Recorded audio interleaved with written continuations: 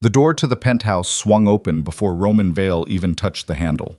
Carla Mancini stood in the threshold, red dress, bare shoulders, the kind of smile that had nothing behind it, and she pressed both palms flat against Roman's chest before he could take a single step backward. She saw everything, Carla said, loud enough for the hallway to carry it. Every single thing.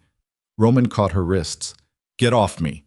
But Carla had already turned toward the staircase, toward Elena, who stood at the top of the landing with her coat still on, her handbag sliding off her shoulder in slow motion, her face the color of something that had stopped breathing. Carla looked up at her and smiled wider. Did he tell you about us? Carla called up the stairs. Or were you still pretending not to notice? Elena didn't answer. She just looked at Roman, and in that look, that single, devastated, utterly silent look, Roman Vale understood that something had just been broken that no amount of money, power, or territory could ever put back together. If someone had asked Roman Vale what he feared most, he would not have said death. He would not have said rivals or informants or the federal task force that had been building a case against his organization for the better part of 3 years. He would not have said any of the things that kept other men in his position awake at night. He would have said losing her. Not that he ever said it out loud. Roman Vale didn't say things out loud that made him sound like he had something to lose. That was the first rule of surviving in the kind of world he'd built. You never let anyone see what mattered. The moment someone saw it, they used it.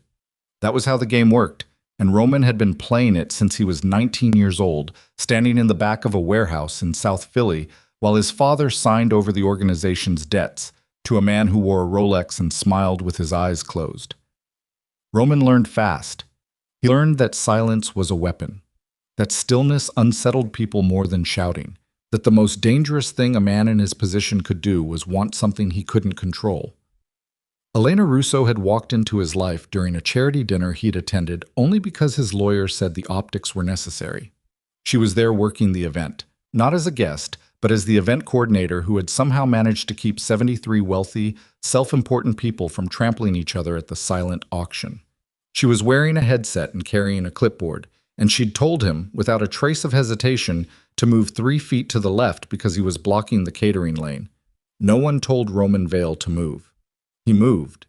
He asked her name 15 minutes later, and she gave it to him the way someone gives directions. Efficient, politely impersonal, already looking past him to the next problem that needed solving. He thought about her for 6 weeks before he did anything about it. When he finally tracked her down through channels he was not particularly proud of, Elena had looked at him across the table of a coffee shop she'd chosen. Not a restaurant, not somewhere impressive, a coffee shop, and said, I know who you are. I'm going to need you to understand that doesn't make me feel safer. It makes me feel like I should probably leave. Then leave, Roman had said. She didn't. They were married 11 months later. It was not a fairy tale. Roman knew that. Elena knew that. She had gone in with her eyes open, or as open as they could be when the man you were marrying had entire rooms in his life he kept locked from you. She'd asked him once, early on, what he needed her to understand about his world. He'd said, that I will never let anything from it touch you. He meant it. That was the worst part of everything that came after. He had meant every word of it, and he had still managed to make a mess of the promise so thoroughly that it almost couldn't be called a promise anymore. Just a sentence he'd once said to a woman who had trusted him enough to believe it. The night Carla Mancini opened that door, Roman had been home late for the 11th consecutive day. He knew this because Elena had stopped leaving the light on for him. It was a small thing. She'd never said anything about it. It wasn't something they'd discussed. But she had always left the small lamp in the entryway burning when he came in past midnight. And somewhere in the last 2 weeks it had gone dark, and he'd noticed, and he had not said anything either, because they were both doing that thing now where the things that mattered most were the things they talked about least. Carla Mancini was not his lover. She was not his mistress. She was a liability with legs. The ex-girlfriend of a man named Salvatore Bruni, who had skimmed $300,000 from a supply chain Roman's organization ran through the port district. When Bruni disappeared, Carla became a problem. She knew enough to cause damage. Not enough to be genuinely dangerous, but enough to be used by someone, for something. And Roman had made the mistake of letting her remain too close to the edges of his world while he figured out what to do with her. He told himself it was pragmatic. Keep the liability visible. Control the variable. What he hadn't done was tell Elena, which was how Carla had known exactly where to stand, what to say, and how to time it. The door had opened before Roman touched the handle because Carla had been watching the building entrance from the penthouse window, waiting. She'd timed it to the second. She'd worn that dress deliberately. She'd calculated every element of what Elena would see, and then she'd delivered it with the professional precision of someone who had been planning it for longer than Roman had realized. He understood all of this within approximately 4 seconds of seeing Elena's face at the top of the stairs. He understood it, and the understanding arrived 5 weeks too late. Elena did not cry that night. That was what Roman would remember longest. Not the silence, not the way she'd put her handbag down with both hands, like she needed to do something deliberate with them. Not even the look she'd given him before she turned and walked into the bedroom and clicked the lock. She didn't cry. He stood outside the door for a long time. He heard her moving around in there, drawers opening, the closet, the bathroom, and he kept his hand against the wood and said her name twice, and both times the movement inside just paused and then resumed, and he understood that she was not going to answer, not because she was punishing him, but because she was past the point where she had anything she trusted herself to say.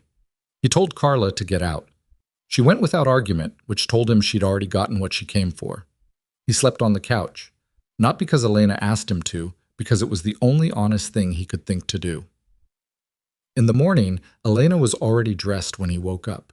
Her makeup was done and her coat was on, and she had her keys in her hand, and she said, without looking directly at him, "I'm going to my sister's for a few days." "Elena, I'm not asking permission," she said. "I'm telling you where I'll be so you don't send someone to find me." That landed. He let it. She left. The few days became 2 weeks. Roman called once. She picked up and said, "I need more time," and he said, "Okay," and that was all. He did not push. He did not send anyone. He sat inside the penthouse that suddenly felt like a waiting room, and he tried to work, and mostly what he did was walk through the rooms and look at the things that were hers. The books stacked on the nightstand, the coffee mug she used every morning that was still in the drying rack, the yellow notepad she kept by the kitchen phone where she wrote grocery lists in handwriting that slanted slightly upward at the end of every line. And he tried to figure out what exactly he had done, and when the moment was when it became unrecoverable. He'd had her followed once. Not recently, early in their marriage, when he was still calibrating what trust meant when you came from a world where trust had a body count. He'd had someone pull a loose surveillance rotation on her movements for about 3 weeks, and she'd found out because she was smarter than he'd given her credit for, and she'd come home and put a photograph on the table, a long lens shot taken outside her yoga studio, and said, "Is this yours?" He'd said yes. She'd said, "If you do it again, I will leave." He believed her. He stopped.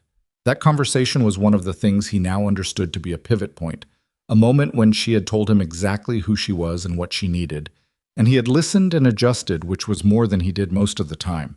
And for a while it had worked, and for a while they had built something that felt genuinely real underneath all the complications. What he had not done was keep her informed when the complications escalated. He'd kept Carla's existence from her for 3 months. He told himself it was protecting her. He knew now it was protecting himself, protecting the version of their marriage that existed only if Elena didn't have to know everything, which was not a marriage, which was just 2 people sharing a space while one of them ran a separate life a few floors below. She came back on a Tuesday. Not to stay, just to get more of her things.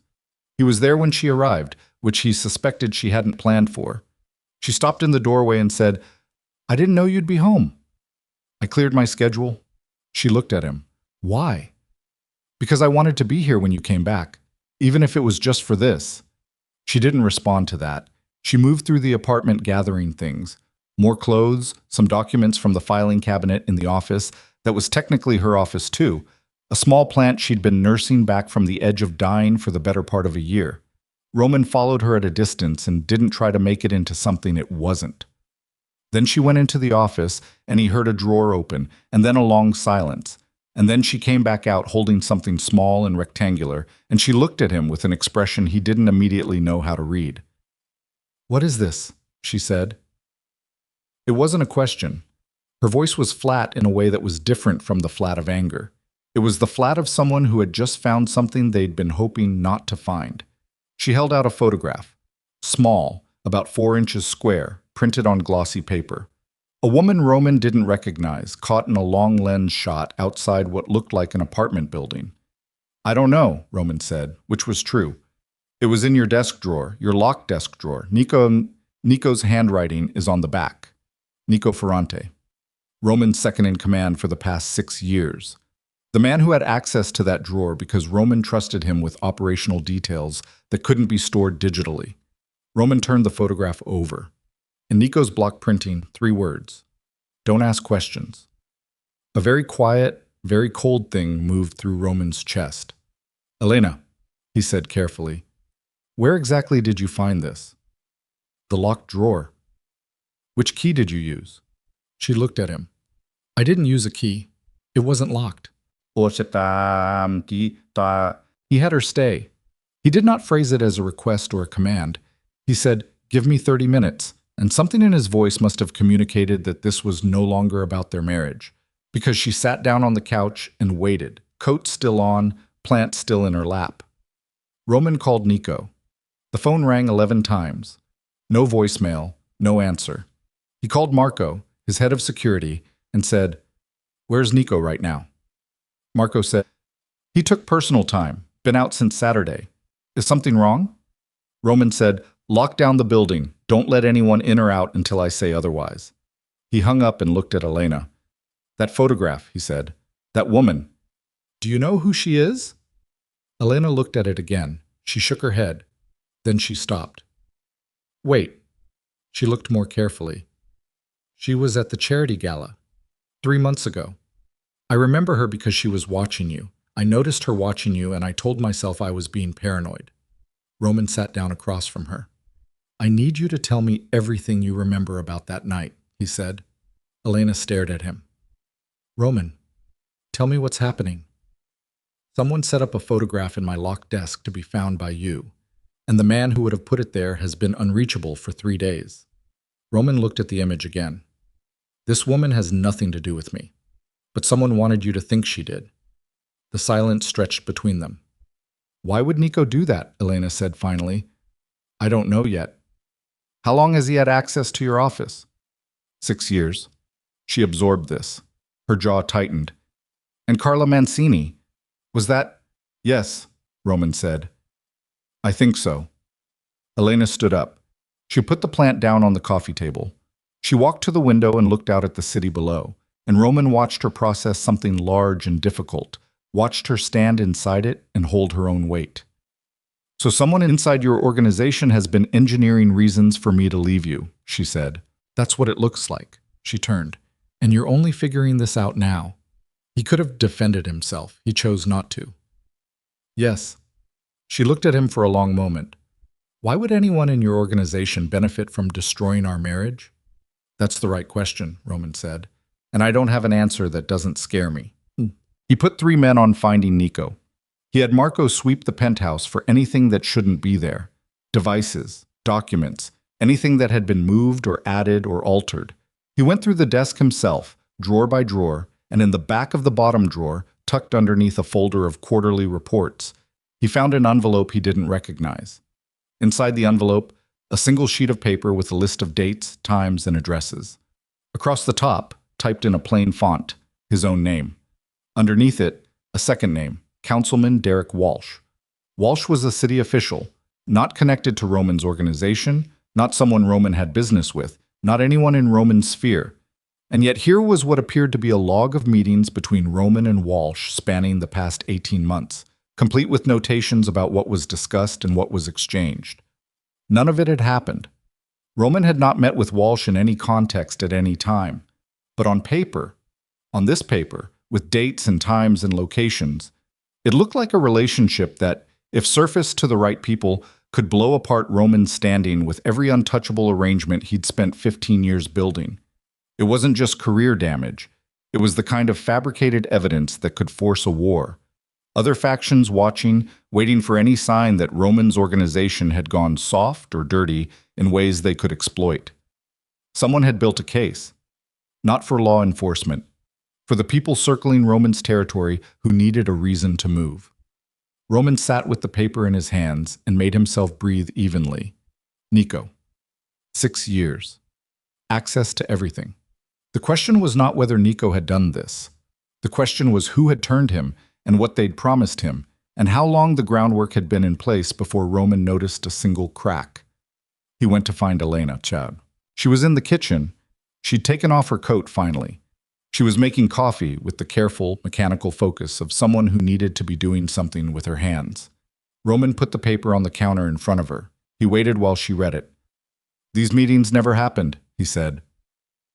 Elena read through the list. He watched her face, not for a reaction, just because he'd been watching her face for 4 years, and he still couldn't predict everything he saw there, which was one of the things he valued most about her, even when it cost him. "Who would have access to fabricate something this detailed?" she said. "Someone who knew my movements for the past year and a half, my schedule, my regular locations, the names of people I actually meet with, enough to make the invented meetings look plausible. Nico. He's the most likely source, but he'd need a buyer, someone who had use for this kind of leverage." Elena set the paper down. She picked up her coffee mug, the one he'd been looking at for 2 weeks, sitting in the drying rack, and held it with both hands, and for a moment she just looked tired in a way that had nothing to do with the hour. "Roman," she said, "I need to tell you something." Her voice had changed. Something in the register of it made him go still. "About 3 weeks ago," she said, "a woman I didn't know contacted me. She said she had information about you. She said if I wanted to know what was really happening inside your organization, I should meet her." Roman felt something cold move under his skin. "You didn't tell me." "No." "Why?" Elena looked at him. "Because you hadn't told me about Carla yet. Because I had been asking you for months what was wrong and getting nothing. Because I was already starting to wonder if I still trusted you, and someone offering me information felt like, I don't know what it felt like. A door." "Did you meet her?" "Oh, I almost did. I drove to the address she gave me. I sat in the parking lot for 20 minutes, and then I drove home." She paused. "I should have told you." "Yes," Roman said. "You should have told me about Carla a lot sooner than you did." "Yes," he said again. They looked at each other across the kitchen counter, two people standing inside the mutual damage of their own choices. "Describe the woman who contacted you," Roman said. Elena described her. Roman recognized the description within approximately 10 seconds. The woman from the photograph in the drawer said. Her name, as Marco established within 48 hours, was Sasha Novak. She was not affiliated with any of the major organizations in the city. She was a freelance operative, the kind of person you hired when you needed something done that couldn't be traced back to a hierarchy. She had a Czech passport and a service record that didn't officially exist, and 3 known aliases, and the last time anyone in Roman's network had heard of her was 4 years ago, when she'd been running disinformation work for a man named Gregor Voss. Gregor Voss. Roman knew that name. Voss was the silent backer behind 2 competing families that had been circling the port territory for over a decade. He never moved directly. He funded edges. He supported instability. He let other people fight wars he had engineered from a distance while he consolidated position. Roman had clashed with Voss's interests twice over the years and walked away cleanly both times. He'd assumed that meant Voss had moved on to easier targets. What Roman was now understanding was that Voss had not moved on.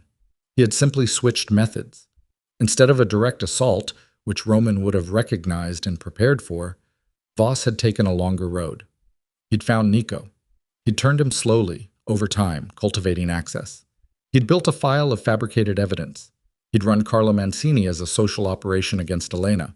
He'd sent Sasha Novak to offer Elena a door and then waited to see if she'd walk through it.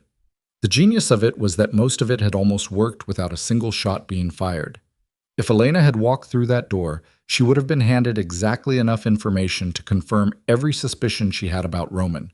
Information shaped and curated to produce not understanding, but a clean final break. Elena gone. Roman isolated and destabilized. The fabricated evidence surfacing weeks later to fracture his alliances. Voss had tried to dismantle Roman Vale from the inside out. What he hadn't calculated was Elena sitting in a parking lot for 20 minutes and then driving home. Roman sat across from Marco and laid all of it out. Nico, Voss, Sasha Novak, the fabricated documents, Carla. And when he finished, Marco said, "What do you want to do? I want Nico found, quietly, before Voss knows we've mapped this. And Voss? Roman thought for a moment.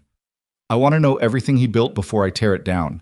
Because if I move too fast and he has pieces I haven't found yet, those pieces get activated by someone else. Marco nodded. Timeline? As long as it takes to do it right. And Sasha Novak? Where is she now? That's the problem, Marco said. We lost her 2 days ago. She moved. Roman felt the timing of that land somewhere uncomfortable. Sasha had gone mobile at almost exactly the same moment Elena had told Roman about the parking lot, which meant somewhere in the past 48 hours, someone had told Sasha that Elena had not taken the bait, which meant the surveillance was still running. She's watching the building, Roman said. Marco was already reaching for his radio. Don't move on her yet, Roman said. If she goes dark, we lose the thread back to Voss. I want to know who she reports to directly. He went back upstairs. Elena was in the bedroom when he found her. Not packing this time, just sitting on the edge of the bed, looking at something in her hands. She turned it over quickly when he came in and he caught a glimpse of it, rectangular, medical looking. She saw him see it. For a long moment, neither of them said anything. Then Elena set the thing face up on the bed between them. It was a sonogram. The date on the image was 9 weeks ago. The notation in the corner, in a radiologist's shorthand, 8 weeks, viable. Roman sat down on the bed. The mattress shifted under his weight, and neither of them moved to correct the distance between them. He looked at the image. He looked at it for a long time. I found out 5 weeks before Carla showed up at the door, Elena said quietly. I was going to tell you. I kept trying to find the right moment, and every time I got close, you came home late again, or disappeared for 3 days, or gave me another non-answer about Carla's name in your phone contacts. Her voice was even. Not angry, just honest. And then after the door, I thought, I can't tell him now. I can't give him something this important while I don't know if I can trust him. Roman did not look up from the sonogram. She? He said. They think so. Too early to be certain. He put his hand flat on the mattress beside the image, not touching it, just near it. I would have wanted to know, he said. His voice came out rougher than he intended. Whatever else was happening, I would have... I know, Elena said. I know you would have. That's not why I didn't tell you. He looked up. I didn't tell you, she said, because I needed to know first whether there was a marriage left to bring her into. He held her gaze. He wanted to say something equal to the weight of that sentence, and he knew there wasn't anything.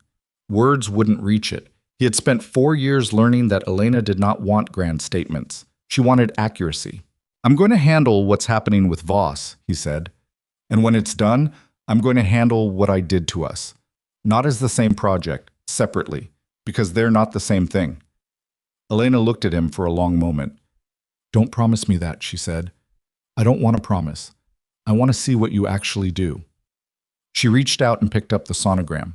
She held it carefully, the same way she'd held the coffee mug, with both hands, like something she was still deciding whether to keep. She did not put it away. She did not hand it to him either. She just held it. Outside the window, the city carried on its endless business.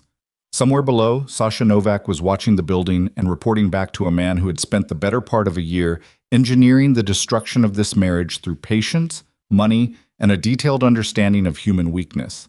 He'd understood Roman's weakness precisely. What he had not understood was Elena's strength. Roman looked at his wife, at the exhaustion in her face, the careful way she held herself, the fact that she was still here in this room with him when she had every reason not to be. And he felt something settle in his chest. Not peace, not certainty. Something more difficult than both of those things.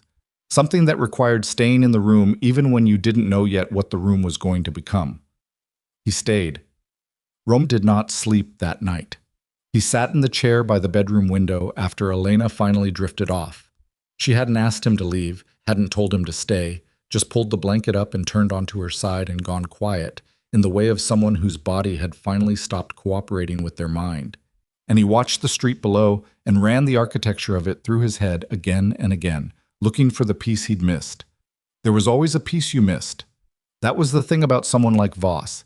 He didn't come at you with force. He came at you with patience, and patience was harder to defend against because you couldn't see it coming. You could only see the evidence of it after it had already done its work. 18 months. The fabricated meeting logs went back 18 months, which meant Nico had been in Voss's pocket for at least that long, possibly longer, which meant that for a year and a half, every sensitive conversation Roman had in his own office, every strategic decision he'd walked through out loud with his second-in-command, every vulnerability he'd mentioned without thinking because he thought he was talking to a man he trusted, all of it had been collected, cataloged, and handed to a man who was using it to build a controlled demolition. Roman pressed his thumb and forefinger against his eyes. He'd known Nico since they were both 23 years old. He'd pulled Nico out of a bad situation with a crew in Baltimore and given him a position and watched him build himself into something reliable. 6 years of that. 6 years of Nico sitting across from him and drinking his coffee and shaking his hand and carrying his secrets. The betrayal was not what hurt. What hurt was that Roman could not locate the exact moment when it started, could not go back and find the seam, the first lie, the initial careful shift in loyalty. It had been invisible. And if it had been invisible to him, what else was invisible? He got up at 4:30 and went to the kitchen and made coffee and stood at the counter with it and thought about Elena asleep in the other room, about the sonogram she'd put back in the nightstand drawer, about the 8 weeks of a life that existed inside all of this without knowing any of it. He thought about the parking lot. 20 minutes she'd sat there. 20 minutes deciding whether to walk through a door that had been built specifically to finish them. And then she'd driven home. He did not know what that meant for them. He did not know if it meant anything yet, or if it was just the particular stubbornness of a woman who refused to let someone else make her decisions for her. But it had happened. She had been given the instrument of their marriage's destruction, and she had left it sitting in a parking lot, and he needed to not read too much into that, and he needed to also not pretend it hadn't meant something. His phone buzzed on the counter. Marco, found something. You need to come down. Marco was in the security office on the building's 3rd floor, a room most of the tenants didn't know existed, with 4 monitors on one wall and a metal table in the center that always smelled faintly of gun oil. He had 2 of his men with him, and a 3rd man Roman didn't recognize sitting zip-tied to a chair in the corner. Found him in the parking structure, Marco said. Sub-level 2. He had a sight line to the elevator bank. The man in this chair was maybe 35, unremarkable face, dressed like someone who didn't want to be looked at twice.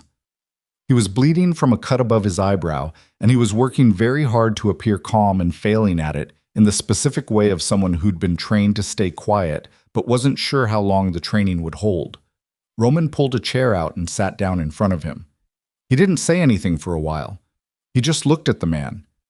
This was something Roman was good at: the silence, the patience, the particular quality of attention that made people feel seen in a way they didn't want to be seen. Most people filled silence. It was a human instinct, like filling dark water. The man lasted about 90 seconds. I was just watching, he said. That's all. Watching what? The building. For who? Silence. Roman leaned forward slightly, not threatening, just closer. Here's what I know, he said, keeping his voice even. You were positioned for the elevator bank, which means you were tracking residents, not the entrance, which means you had a specific target. And the only specific target in this building worth the cost of your time is my wife. He paused. So let's skip the part where you tell me you were watching the building, because we both know that's not accurate. The man's jaw moved. I'll ask you once more, Roman said. For who? I want a lawyer. You're not under arrest. You're in a private security office in a private building, which means the only rights you have right now are the ones I decide to extend to you. Roman sat back. I'm going to extend you one. The opportunity to tell me something useful before this becomes a conversation. I hand off to someone who's less interested in talking. The man looked at Marco, then back at Roman. His breathing had changed. The careful training was starting to crack at the edges. Novak, he said finally. Sasha Novak. She's my... I do contract work. She sets the job. I do the surveillance. Where is she? He shook his head. I don't know where she is. She contacts me. I don't contact her. How? Encrypted messaging. App called Vale. When did you last hear from her? Yesterday morning. She told me to maintain position and report movement. That's all. Movement of who specifically? He hesitated. Your wife. Roman's face didn't change. What were you supposed to report? Whether she left, whether she had contact with anyone outside the building, whether she appeared to be... He stopped. Appeared to be what? The man looked at the floor. Whether she appeared to be considering leaving you. The room was very quiet. Roman stood up. He told Marco to hold him, keep him comfortable, no rough treatment.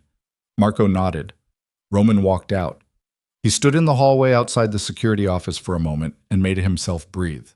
Voss was still running active surveillance on Elena, which meant Voss did not yet know that Roman had mapped the operation, which meant Roman had a window, narrow, closing, in which he could move while still holding the element of surprise. But first, he had to find Nico. Nico surfaced 36 hours later, not because Roman's men found him, but because Nico called. Roman was in his office when the call came through on his personal line, the number that less than 12 people had, one of them being Nico Ferrante.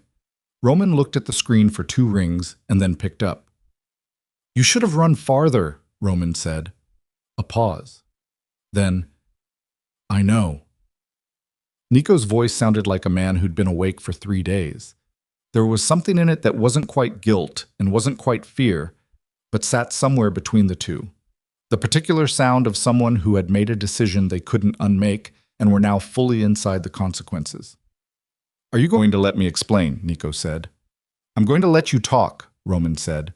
"Whether it counts as an explanation depends on what you say." Another pause. Roman could hear background noise, traffic, wind, the ambient sound of somewhere open. Nico was outside. Moving, probably. "It started 2 years ago," Nico said. "Not 18 months. 2 years. Voss's people approached me through a third party. I told them no." He stopped. "And then they told me what they had." "What did they have?" "My brother."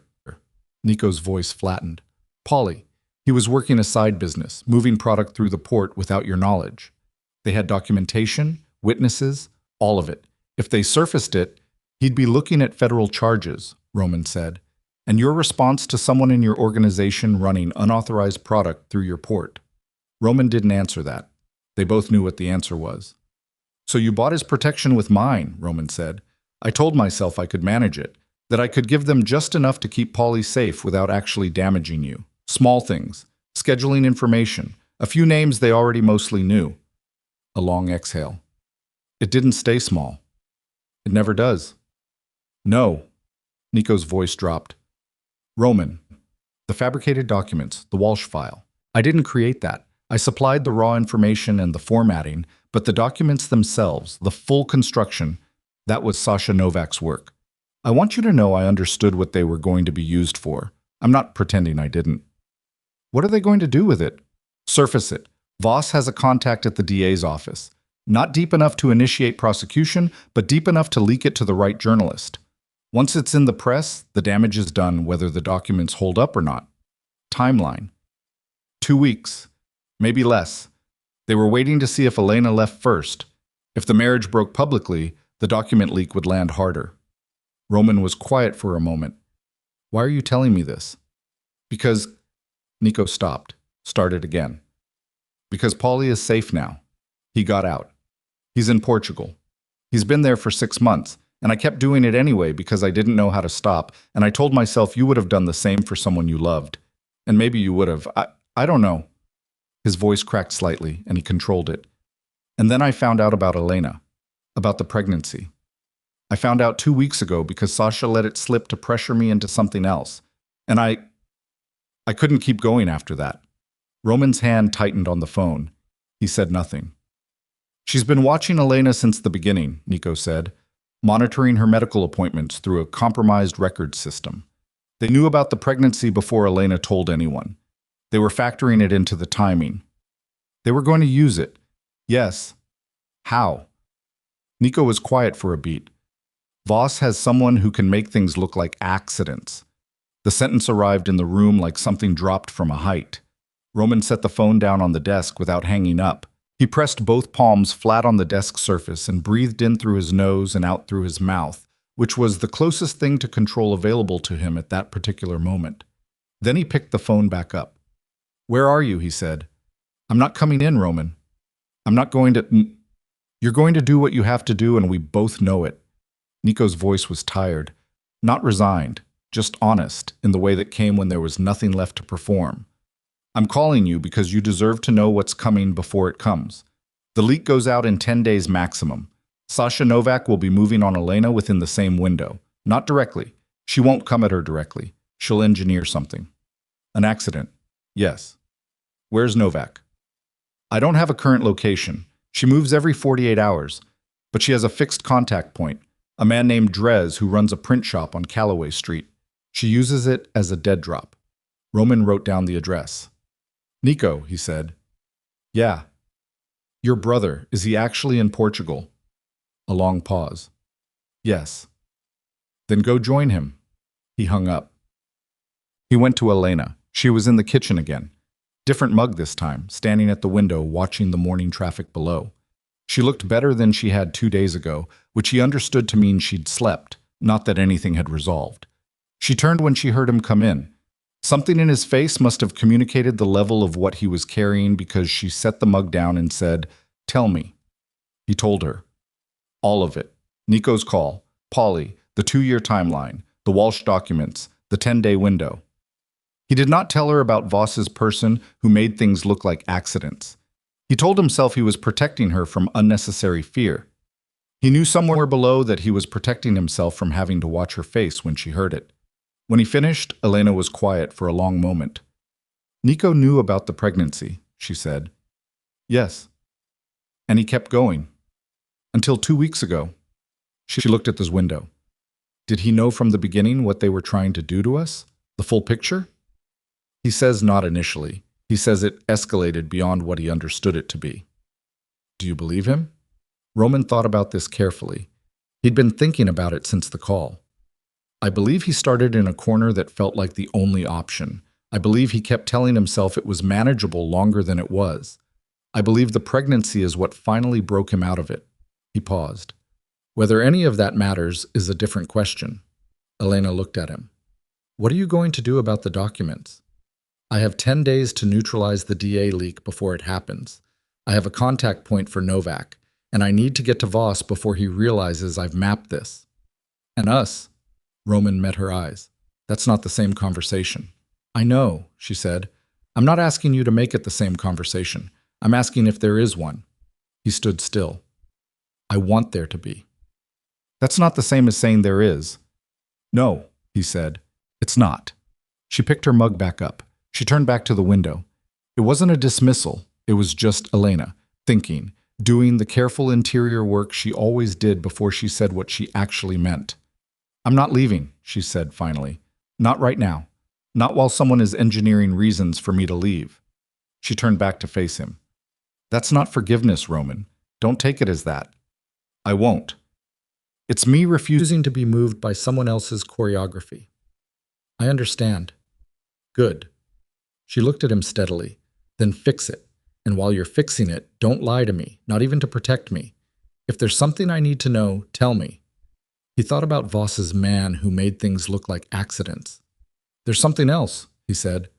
Her eyes didn't waver. He told her. She didn't panic. That was Elena. She didn't panic. She didn't cry. She went very still instead, the way a body goes still when it's processing something that requires all available resources.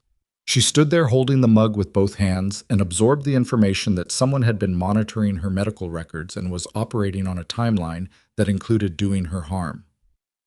Okay, she said finally. Okay.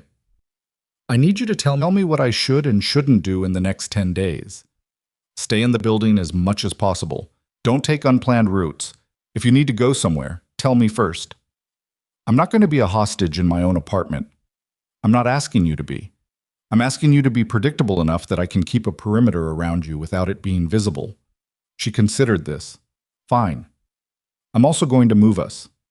Where? Somewhere Novak doesn't have coordinates on. We'll establish a new base for the next 2 weeks, and I'll run everything from there. Elena nodded slowly. When? Tonight. She looked around the kitchen, at the coffee maker, the yellow notepad by the phone, the plant she'd brought back from her sisters and put on the windowsill. Small things, the geography of a life assembled over 4 years. I'll pack what I need, she said.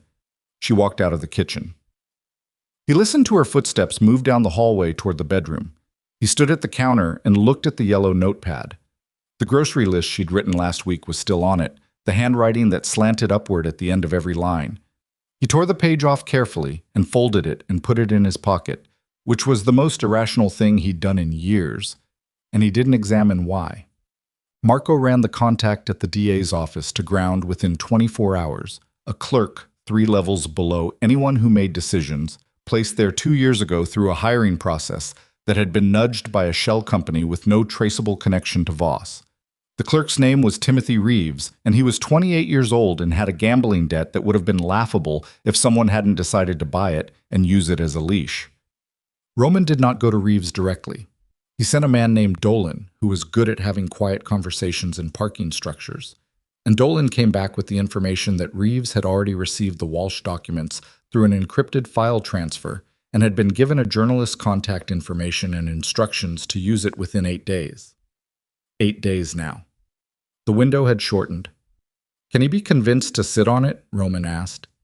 "He's scared enough," Dolan said, "but he's more scared of whoever sent him the documents than he is of us right now." Change that equation. How far? Roman thought. Far enough that the files disappear from his possession and he understands that the people who put them there are no longer positioned to honor whatever they promised him. Dolan nodded and left. Roman turned to the second problem, Sasha Novak and the print shop on Calloway Street. He sent 2 men to establish observation on the print shop, not to move on it, just to watch. He needed to know Novak's pattern, how often she used it, what time of day, whether she came herself or sent someone. He needed to see the shape of her operation before he reached into it, because reaching into something you couldn't see clearly was how people got hurt. What he did not anticipate was that Novak was running observation on him at the same level of care. The call came from Marco at 2 in the afternoon while Roman was in the back room of a bakery on Mirren Street that he was using as a temporary office, one of 6 locations he rotated through specifically so no one could map his pattern. "We have a problem," Marco said. "How big?" "The 2 men I put on Calloway Street. One of them is missing." Roman set down the cup he was holding. "Define missing." "He called in at noon, routine check. He was supposed to call again at 1:30. Nothing. His partner drove the block and the car is there, but he's not in it." "The partner?" "Still on scene. No signs of struggle in the car, no visible altercation on the street. He just isn't there." Roman's jaw tightened. "Pull the partner back, now. Don't leave him out there." "Already called it." "Get eyes on Calloway from a distance. Rooftop if you can. Don't send anyone street level until I know what happened to Reyes." "Understood." "Good. And Marco." Roman kept his voice flat. "Tell me Novak doesn't know where we moved Elena." A pause that lasted 1 second too long. "Marco." "We used the Hargrove property," Marco said. "It's registered under 3 layers of shell company. There's no direct line from it to you." "Is there an indirect line?" Another pause. "Find out," Roman said. "Right now. And put 2 more men on that building." He hung up and stood in the back of the bakery and thought about the fact that he was now missing a man and couldn't be certain whether Novak had taken him as a message or as information, and that the difference between those 2 options would tell him a great deal about how much she already knew. His phone buzzed again. Not Marco this time. "Elena." He picked up. "Roman." Her voice was steady but pulled tight underneath the surface. "There's a woman in the lobby of the building. The man downstairs asked her to wait and she agreed, but she's been sitting there for 20 minutes. The front desk called up to let me know." "What does she look like?" Elena described her. It wasn't Sasha Novak. It was someone he didn't recognize from the description. "Don't come down," he said. "Stay in the apartment. I'm sending someone to you right now." "Who is she?" "I don't know yet." "Roman, Elena, stay in the apartment." He was already moving. "Oh." The woman in the lobby of the Hargrove property had short dark hair and wore a gray coat and sat with her hands folded in her lap in the manner of someone who was very good at appearing unremarkable. She looked up when Roman came through the door with 2 of Marco's men flanking him at a distance. She stood. "Mr. Vale," she said. Not a question. "You have the wrong building," Roman said. "I have exactly the right building," she said. "My name is Iris Chen. I work for a private intelligence firm contracted by your organization's primary financial underwriter, Colton Group, to conduct an internal security audit. She held out a card. I've been trying to reach you through official channels for 11 days. You haven't responded. Roman did not take the card. What kind of audit? He said. The kind that was requested by 3 of your organization's senior partners following concerns about a potential leak at the executive level. She held his gaze. Concerns that appear, based on what I've been able to establish independently, to be entirely warranted. Who requested the audit? I can't disclose that in a lobby. Roman looked at her. He was very good at reading people, and what he read from Iris Chen was neither nervousness nor performance. It was the contained professional competence of someone who did difficult work and had learned to move through the world without telegraphing more than necessary. How did you find this building? He said. Something shifted slightly in her expression. The same way Sasha Novak did, she said. Your shell company structure has a gap. A formation agent in Delaware who cross-registered 2 of your entities using the same registered address before they were separated. It's subtle, but it's there. Roman kept his face still. Novak knows where your wife is, Iris Chen said quietly.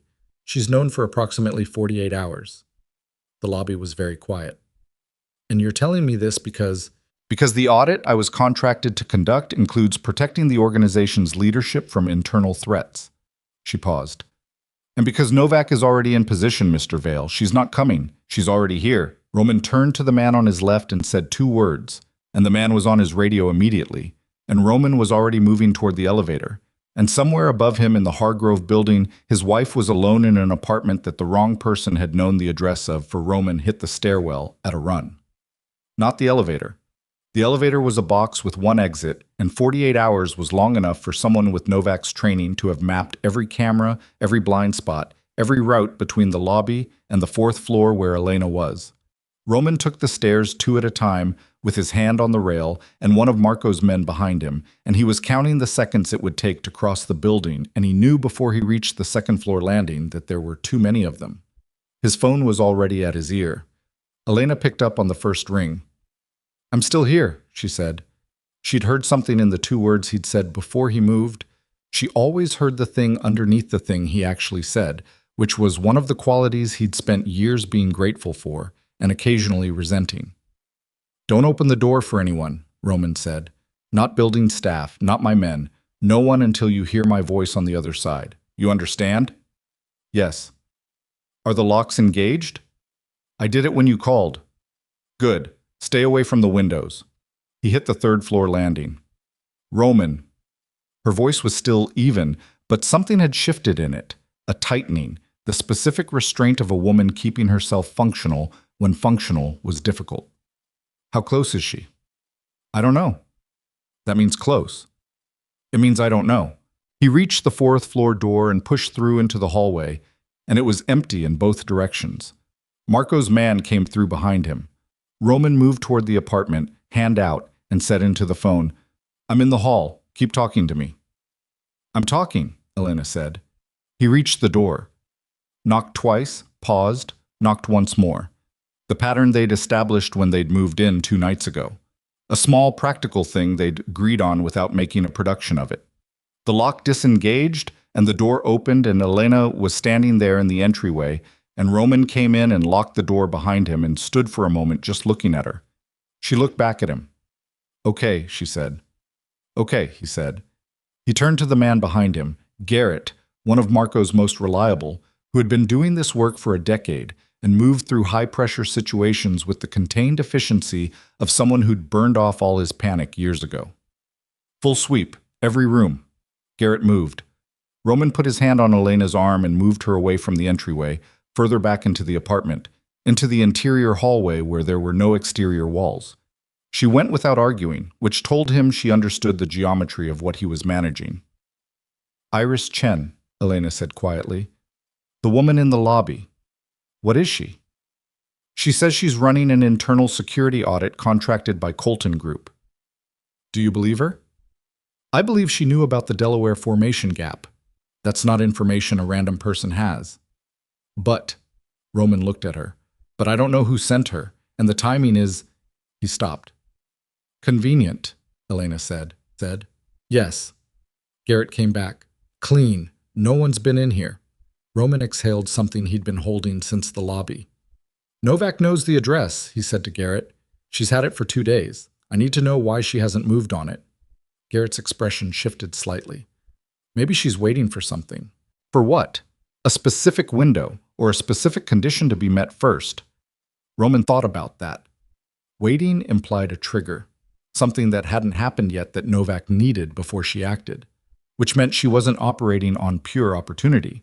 She was operating on instruction, and the instruction had conditions attached. He thought about Voss. Get Chen up here, Roman said. Bring her yourself. Don't use the elevator. Iris Chen walked into the apartment with the same contained quality she'd had in the lobby. Observant without being obvious about it. The kind of person who cataloged a room in the first 10 seconds and then stopped looking like they were cataloging. She glanced at Elena once, briefly, and Roman caught something in that glance that wasn't sympathy exactly, but was adjacent to it. He didn't have time for adjacent emotions right now. Sit, he said. Chen sat at the kitchen table. Roman sat across from her. Elena stayed standing near the counter, arms crossed, which was where she always stood when she was deciding what to think about someone. The formation gap, Roman said. Walk me through it. Chen folded her hands on the table. You have a Delaware LLC, Hargrove Holdings, that was registered by a formation agent named Carl Beutel out of Wilmington. 2 years ago, Beutel registered a second entity for a different client using the same office address as a placeholder before the address was updated. The second entity was eventually corrected, but the overlap sat in the state database for 11 days before it was cleaned.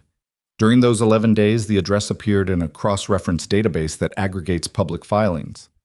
Novak pulled the cross-reference. Someone working for Novak did, probably 6 weeks ago, when they were building out their operational map of your assets. And the Colton Group audit, who specifically requested it? Chin reached into her coat and pulled out a folded document. She slid it across the table. 3 of your senior financial partners submitted a joint request 8 weeks ago. Their names are on page 2. Roman opened the document. He read the 3 names. He read them again. Something cold and very specific moved through his chest. Where did you get this? He said. The request came through official Colton channels. It's documented and authenticated. I know what it is. Roman set the paper down. He kept his voice level. I'm asking where you got a copy, because this document should exist only inside Colton's internal compliance system. Chen looked at him steadily. It does exist inside Colton's internal compliance system. I have access to that system because I was contracted by Colton. By who at Colton? The compliance director, Margaret Lau. Roman knew Margaret Lau. He'd known her for 7 years. She was careful, precise, deeply unadventurous, which were the qualities you wanted in the person overseeing the financial infrastructure of an operation like his. He looked at the 3 names on page 2 again. Victor Strand, Danny Rourke, Philip Cass. Strand had been with the organization for 11 years, Rourke for 8, Cass for 6, the same 6 years as Nico. Roman had brought all 3 of them up through a period of significant expansion, had trusted them with capital allocation decisions that required a level of access most people in their positions didn't have. What were their stated concerns, Roman said? That there was a leak at the executive level compromising operational security. Chen paused. Specifically, that information was moving from inside the organization to an outside party without authorization. They were right, Roman said. Yes, the leak was real. But Chen stopped. But what? She looked at him. She had the expression of someone about to deliver information they know will land badly and have decided to deliver it anyway because the alternative is worse. The audit I was contracted to conduct wasn't looking for the leak. It was looking for the person who was going to be blamed for it. The kitchen was very quiet. Elena's arms came uncrossed. She put one hand on the counter. Say that again, Roman said. Strand, Rourke, and Cass didn't request the audit because they discovered a security breach, Chen said. They requested it because they're part of the operation Voss is running. They brought in the audit as a controlled mechanism, a paper trail that would be used after the fact to point to Roman Vale as the source of the leak. The fabricated Walsh documents, The financial irregularities that Nico was used to create, all of it was going to be attributed to you. Not as evidence of outside manipulation, as evidence of your own corruption. Roman sat with this for 3 seconds. They were going to burn me, he said. They were going to burn you, take your territory in the restructuring that followed, and position themselves as the organization's reform leadership. Voss gets the port, they get everything else. And the Colton audit was the instrument. Was going to be, yes. Chen leaned forward slightly. Mr. Vale, I was contracted in good faith by Margaret Lau, who was told the audit was routine. She doesn't know what it's being used for. When I started pulling threads and understood what I was actually looking at, I had a choice about what to do with it. And you chose to come here. I chose to come here, Elena said from the counter. Why? Chen looked at her. Because I'm very good at what I do, and what I do includes not being used to destroy someone who doesn't know they're being targeted. Roman looked at Iris Chen across the kitchen table of an apartment he'd moved his pregnant wife into 2 days ago because someone was trying to engineer her death, and he ran the probability of Chen being exactly what she said she was against, the probability of her being one more layer of Voss's operation, and he did not arrive at a comfortable answer either way. What do you want? He said. I want access to your operational records for the past 24 months.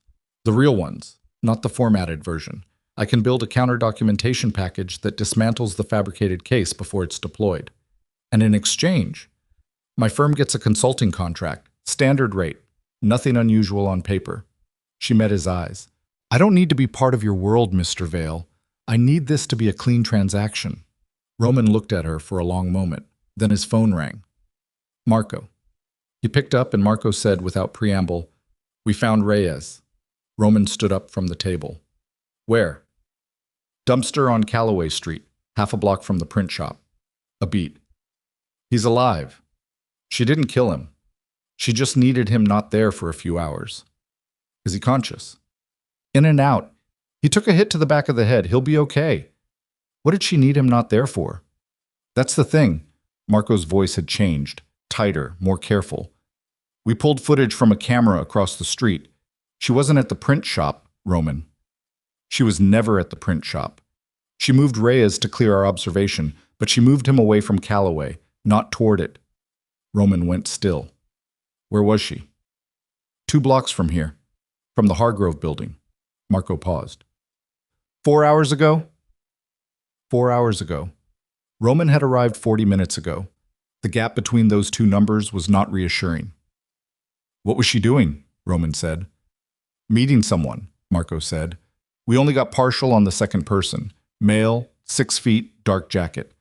But we got his hand when he took something from her. Document or photograph. Can't tell which. Send me the frame. Already sent. Roman pulled the phone from his ear and looked at the image Marco had sent. It was grainy, low resolution, poor angle, the kind of footage that would be useless in a courtroom. But Roman didn't need a courtroom. He needed the hand and the jacket sleeve above it, and the particular way the man stood with his weight shift. He knew that stance. He'd seen it across conference tables and at the back of vehicles and in the doorway of his own office for 11 years. Victor Strand. He put the phone in his pocket and looked at Elena, and she read his face immediately and said, How bad? Bad. He turned to Garrett. I need you to go downstairs and locate a man named Victor Strand. He runs our Eastern financial portfolio. He may be in the building or he may be close to it. Find him and hold him. Don't approach alone, take 2 more with you, and do not let him make a call. Garrett left without a word. Roman turned to Chen. The audit request. The document you showed me. Can you authenticate the metadata, the exact timestamp of when it was submitted and from which terminal? Yes. Do it now. I need to know if Strand submitted it from inside my organization's network or from an outside access point. Chen pulled a laptop from the bag she'd brought and opened it on the kitchen table. Roman looked at Elena. I need you to do something for me. Name it. The sonogram. Where is it? She looked at him for a moment, just a moment, not because she didn't understand the question, but because the question was unexpected enough to require a second of recalibration. Then she went to the bedroom. She came back with the image in her hand. I need you to hold on to that, Roman said. Whatever happens in the next few hours, I need you to keep that on you. Elena looked at the image, then at him. Roman. Yes. Tell me what you're not telling me. He held her gaze. He thought about the rules she'd set down in the kitchen of the penthouse. Don't lie to me, not even to protect me. And he honored it. Strand was meeting with Novak 4 hours ago, he said. He gave her something, I don't know what. But if Strand has been working with Voss this whole time, then every piece of the operation I thought I was mapping, every assumption I made about who knew what, may be wrong. Elena held the sonogram carefully with both hands. How wrong, she said. Wrong enough that I don't know which parts of my network I can trust right now. She nodded once. She put the sonogram in the inside pocket of her jacket, close to her body. Then figure it out, she said. Fast.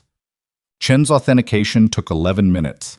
At the end of 11 minutes, she turned the laptop to face Roman and said, The request was submitted from a terminal inside your organization's network. Third floor operations room. But the user credentials used to submit it belong to someone who is no longer with your organization. Whose credentials? Chen looked at the screen. Someone named Nicholas Ferrante. Nico. Roman sat down. The full shape of it assembled itself in his mind with the slow, horrible clarity of something that had always been there, waiting for enough light. Voss hadn't just turned Nico. Voss had built Nico into a foundation, a layer of structure that went under everything else, so that when it was eventually pulled out, everything built on top of it came down with it. The fabricated documents, the audit request, Carla Mancini at the penthouse door, Sasha Novak running surveillance on Elena. Every element traced back to Nico's access, Nico's credentials, Nico's 6 years inside the innermost ring of Roman's trust. And Roman had told Nico to go to Portugal. He told the man who was the central structural element of Voss's entire operation to leave the country. Can I use your laptop? Roman said. Chen turned it toward him. He pulled up the encrypted messaging interface his organization used for internal communications and typed a single message to Marco. Find Strand. Find him now. I don't care what it takes. Then he sat back and looked at the ceiling of the apartment and did the thing he almost never did. He let himself be fully inside the failure for 60 seconds, without managing it or strategizing around it or converting it immediately into action. He let the weight of it land. 11 years, 15 years of building something, the people he'd elevated, the trust he'd extended, the specific vulnerability of believing that loyalty was a thing you could cultivate through fairness and history and shared risk. He had not been naive. He had never been naive. But he had apparently been wrong in a way that naivety didn't fully cover. He'd been wrong in a more structural way. He'd built the organization around a center that he believed was solid, and it had been, in some form, hollow for 2 of the last 6 years. 60 seconds. Then he stood up and got back to work. Garrett called up from the lobby at 8:14 in the evening. Strand's not in the building, he said. Last confirmed sighting was 2 hours ago, east parking structure. His car is gone. He ran, Roman said. Looks like it. Put out a location request through every contact we have. I want to know what direction he went. Already running. Roman hung up and stood in the center of the living room. Elena was in the kitchen with Chen, who was still working, building the counter-documentation package with the focused efficiency of a person being paid well to do something difficult. They were talking in low voices. Not intimately, just practically. Elena asking questions about the process, and Chen answering them. The two of them moving through the mechanics of something that was, underneath its technical surface, an act of survival. Roman watched them for a moment. His phone rang. Unknown number. He picked up. Mr. Vale. The voice was male, older, with the particular measured quality of someone who had learned a long time ago that control of volume was control of the room. My name is Gregor Voss. Roman said nothing. I think, Voss continued, that we've reached a point where a direct conversation is more efficient than the one we've been having through intermediaries. You're calling to negotiate, Roman said. I'm calling to clarify terms. A pause. You've been very resourceful, more than I anticipated, honestly. The Iris Chen development was not in my model. Should I be flattered? You should be realistic. Voss's voice was unhurried. You have 8 days before the Walsh documents surface.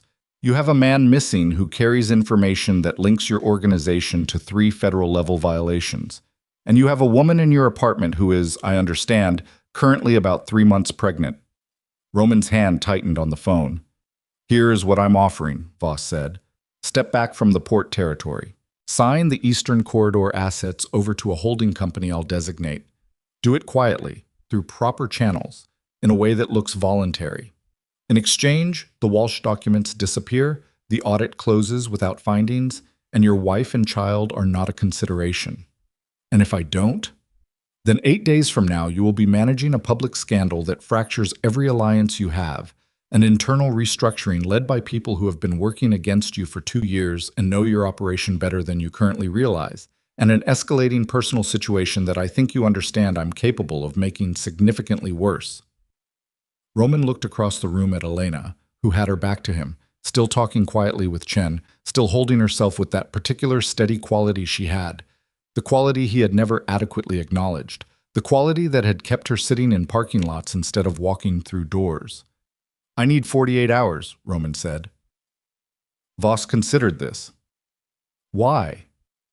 Because I'm not going to make a decision of this magnitude in real time on a phone call with a man I've never met. A pause.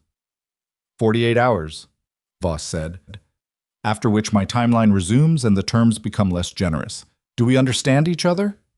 We understand each other. Voss hung up. Roman stood in the living room of the apartment with the phone at his side and looked at the middle distance and understood, with a clarity that had a physical quality to it, that the 48 hours he'd just bought were not for deliberation. They were not because he needed time to decide whether to accept Voss's terms. They were because 48 hours was exactly how long he needed to dismantle the entire operation Voss had spent 2 years building, and to do it in a way that left Voss with nothing left to threaten him with. He walked into the kitchen. Elena turned. That was Voss, Roman said. The room went still. Chen's fingers stopped moving on the keyboard. He called you directly, Elena said. Yes. What did he want? He offered terms. Port territory and Eastern Corridor assets in exchange for backing off. Elena looked at him steadily. And our safety. He included that in the terms, yes. What did you tell him? That I needed 48 hours. Something moved across her face. Not fear, not relief, something more complicated.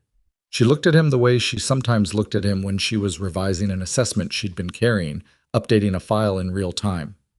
You're not going to take the terms, she said. No. You're going to use the 48 hours to go after him. Yes. She held his gaze. Roman, what aren't you telling me? He looked at Iris Chen. Chen was looking at her laptop with the careful neutrality of someone trying to occupy less space. To dismantle what Voss built, Roman said, I need to go after the 3 pieces simultaneously, the Walsh documents, the Colton audit, and Novak. He paused.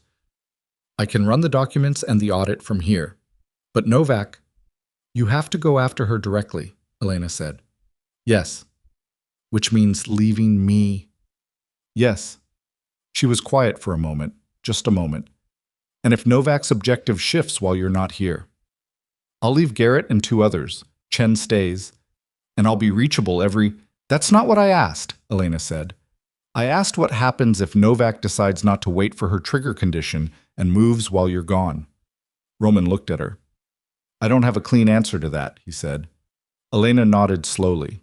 She reached up and touched the inside of her jacket, where the sonogram was. A small gesture, barely visible. Just a check, just making sure it was still there. Then you better be fast, she said. He left at 10:15 with Marco and 2 others. He told Elena he'd be back in 6 hours. He told her this with the understanding that 6 hours was the honest estimate, and that honest estimates were what he'd promised her, even when they were uncomfortable. She said, Go. He went. The print shop on Callaway Street was dark when they arrived. Marco had pulled everything available on the dead drop operation. Delivery schedule, foot traffic patterns, the 3-hour window between midnight and 3 in the morning when Callaway Street was its quietest. They'd established a man on the roof of the building across the street 2 hours earlier, and the man on the roof had reported no movement in or out of the print shop since 9:30, which meant one of 2 things.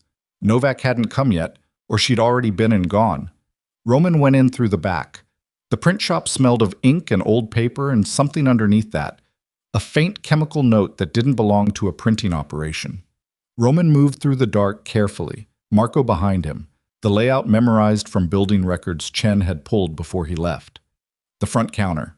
the industrial printer covered in a tarp, the back office with its single desk and filing cabinet, and the secondary room beyond it. The secondary room is where he found it. Not Novak, not a person at all. A laptop, open, powered on, the screen casting pale light on the walls. On the screen, a live feed. He recognized the angle immediately. The camera was positioned looking down a hallway he knew. The Hargrove building, 4th floor, his hallway. The feed was live. And moving down it, unhurried, dressed in building maintenance coveralls, was a woman with short dark hair whose face he recognized from the photograph that had started all of this. Sasha Novak was already in the building. Roman hit Marco's arm and said one word, and they were already moving back through the print shop toward the door. And he had his phone out and was calling Garrett, and it rang once, twice, 3 times, and on the 4th ring it connected, and there was a sound that was not Garrett's voice. A scuffling impact, something heavy, and then silence. He ran.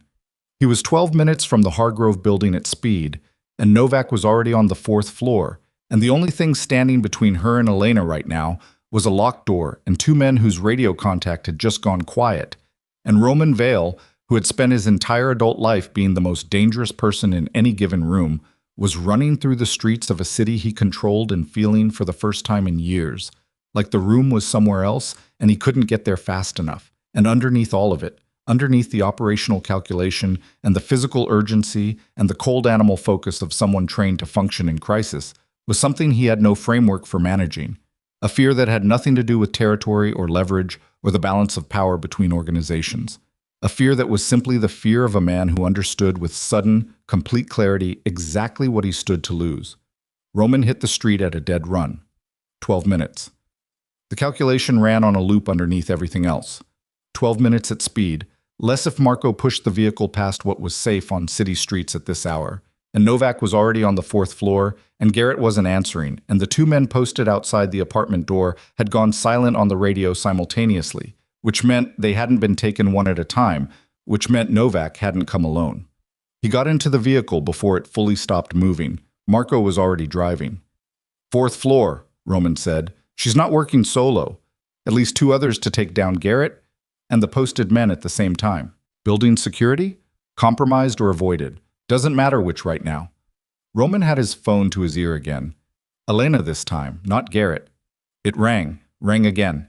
His jaw tightened with each unanswered second. On the 5th ring, she picked up. Someone knocked on the door, Elena said immediately. Her voice was low and very controlled. Not your pattern. I didn't open it. Good, don't move from where you are. I'm in the interior hallway, like you said. Chen? Still here. She heard it too. Is there anything in the apartment you can use to block the door? The couch, the dining table, anything heavy pushed against it? A pause. He could hear movement, Elena moving, the sound of furniture being repositioned, Chen helping from the other side. Done, Elena said. Okay, keep the line open. Don't hang up for any reason. He kept the phone in his hand, not at his ear, close enough to hear if anything changed on her end. He looked out the windshield at the city moving past. Streetlights, late traffic, the ordinary geography of 11:30 on a Wednesday. And he felt the particular horror of urgent motion through a world that didn't know it was urgent. How many do we have available right now? He said to Marco. Coming from 3 directions, 6 men total, including us. Positions? 2 are a minute ahead of us. The other 4 are 4 minutes out from the opposite side. I need 2 in the lobby, 2 on the stairwell, and 2 on me. That's everyone. Yes. Marco didn't argue. He drove. Roman looked at his own hands. There was a slight tremor in the left one. Not fear, just adrenaline, the body doing what it was built to do when it understood the stakes. He pressed the hand flat against his thigh and held it there until it stopped. He'd done this before. Not like this. Not with Elena on the other end of an open phone line. Not with a pregnancy factored into the calculation. But he'd run toward dangerous buildings before. He'd walked into rooms where the balance of power was explicitly against him. He knew what his body felt like when it was doing something it wasn't certain it would survive, and he knew the only way through it was to stop counting the odds and just move. The vehicle stopped. He was out before Marco cut the engine. The lobby of the Hargrove building was empty. The front desk attendant, a young man named Paul who worked the overnight shift and had been thoroughly vetted, was not at his post. The chair was pushed back at an angle that suggested he'd stood up quickly. His coffee cup was on its side, contents dripping over the edge of the desk. Roman took the stairwell at a run, Marco behind him, two others fanning out per the plan. The stairwell echoed with their footsteps and the sound of their breathing and nothing else. He hit the second floor, the third, pushing hard, the burn in his thighs registering somewhere below conscious attention. Fourth floor door. He slowed at the last second, pushed through with his shoulder to the side of the frame, not behind it, and came into the hallway in a low angle. What he saw, two men down. Garrett was against the left wall, conscious but not functional. One hand pressed to his head, the other braced against the floor trying to push himself upright, and not making it. The second man, Torres, was face down 6 feet further down the hall, and not moving in a way that Roman filed and moved past immediately. No Novak. No one else visible. But the apartment door. The apartment door was open 4 inches. Roman crossed the hallway in 8 steps and put his back to the wall beside the doorframe.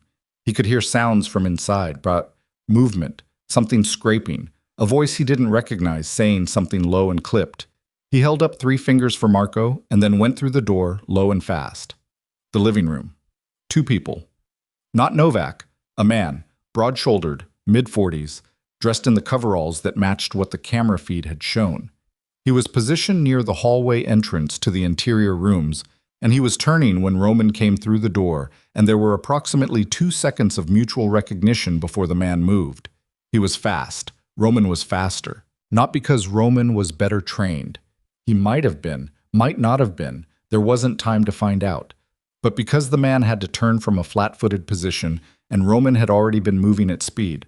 Roman hit him mid-torso with his shoulder, driving forward, and they went into the wall hard enough to crack the drywall, and Roman felt the impact in his shoulder and chest, like something briefly white, and pushed past it.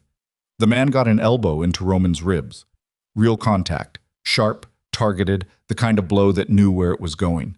Roman's breath left him for a moment, and the man used that moment to get his feet under him and push back, and they struggled in the narrow space between the wall and the couch for 3 seconds that felt much longer, and then Marco was through the door and the calculation changed. The man went still. His hands came up. Marco had a gun at the back of his skull. Roman stepped back. His ribs were telling him something he'd address later. He looked at the man, at his face, at the specific lack of expression there, the professional blankness of someone trained to show nothing, and said, "Novak, where?" The man said nothing. "She's not coming back for you," Roman said. His voice came out rougher than intended, still catching up with the breathing. "Whatever you think the loyalty structure is here, you're the distraction. You were here to keep anyone from reaching the interior rooms while she—" He stopped. He looked at the hallway to the interior rooms, the sounds he'd heard when he came through the door, the scraping, the voice. He went down the hallway at a run and hit the bedroom door, and it was locked from inside, and he hit it with his shoulder once, twice, the old hollow core door giving on the second impact, and came through into the room. Elena was standing with her back against the far wall. Iris Chen was on the floor between them, on her hands and knees, pushing herself upright. And Sasha Novak was at the window with one hand on the latch and the other pressed to her side. And when Roman came through the door, she turned and looked at him with an expression that was not surprise, nothing like surprise, but something more specific, something assessing, like she was updating a calculation in real time. She was bleeding. A cut on her forearm, another on the side of her face. Chen was breathing hard from the floor, and there was a bruise forming under her left eye, which told Roman something about how the 3 minutes before he arrived had gone. "She picked the wrong woman to grab first," Elena said, from the wall. Her voice was shaking slightly, not from fear, but from the particular aftershock of adrenaline, the body reassembling itself after something acute. She was holding a lamp, not a small one. She'd taken it off the nightstand, and she was still holding it, both hands, because she hadn't fully registered yet that she could put it down. Roman looked at Novak. Novak looked at him. "Don't," he said. She moved for the window anyway. She was fast, and the window was already unlatched, and in a different calculation she might have made it. Fire escape, building exterior, a route she'd clearly mapped before she came in. But Roman crossed the room in 4 strides and caught her arm at the window frame, and she spun and hit him twice in quick succession, jaw, then the ribs she'd already had intelligence on through some means he didn't know yet. And he felt the jaw hit like a flashbulb, bright and immediate, and held on.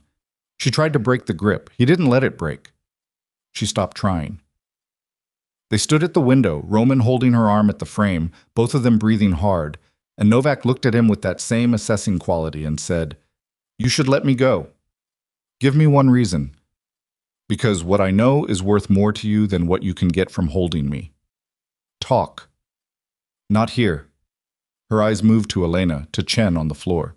"Not with an audience." "This is the only offer you get," Roman said. "Whatever you're going to say, you say it now." Novak's jaw tightened. She looked at Elena again. A different look this time, something that Roman couldn't categorize and didn't try to. "Voss called off the hit," she said. Roman went very still. 4 hours ago," Novak said. "I was already in position. I had my entry point. I had my window. And he called it off." "Why?" "He didn't give me a reason. That's not how he works. He gives instructions, and you follow them, or you don't get paid." She paused. "But I've worked for Voss before. I know what a call-off means." "Tell me." "It means the primary objective changed. He didn't want her harmed anymore." Her eyes went to Elena again, briefly. "He wanted her moved." Roman felt something cold slide through him. "Moved where?" "I don't know the destination. I know there was a vehicle. Clean plates, private, not his usual infrastructure. And I know the timing was coordinated with Strand."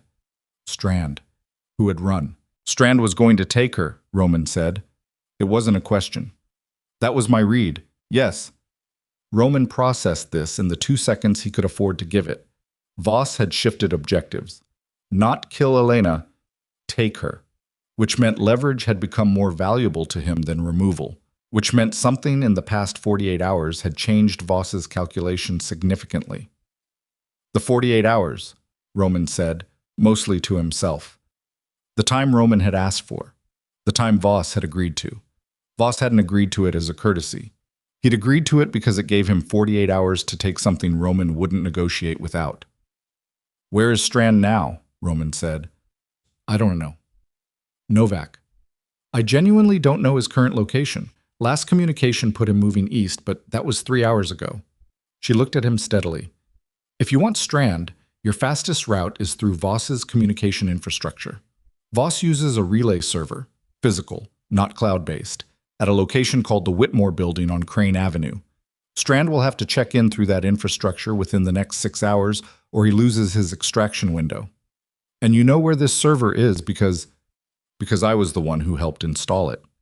Roman looked at her for a long moment. He thought about the calculus of trusting someone who had come into his building with the apparent intention of harming his wife. He thought about the fact that she was still here, that she'd had a window, the window she'd unlatched, and she hadn't gone through it before he came into the room. He thought about what that meant and decided not to think about it too hard right now. "Marco," he called. Marco appeared in the doorway. "She stays with you," Roman said. "Comfortable. No rough treatment." He looked at Novak. "If the Whitmore building information is accurate, we continue this conversation. And if you find Strand through it, then you and I have something to talk about." He let go of her arm. He went to Elena.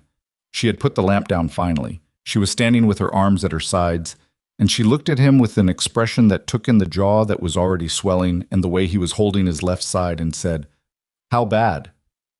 "Ribs, not broken." He wasn't certain about that, but it seemed like the right thing to say. "Are you hurt?" "No."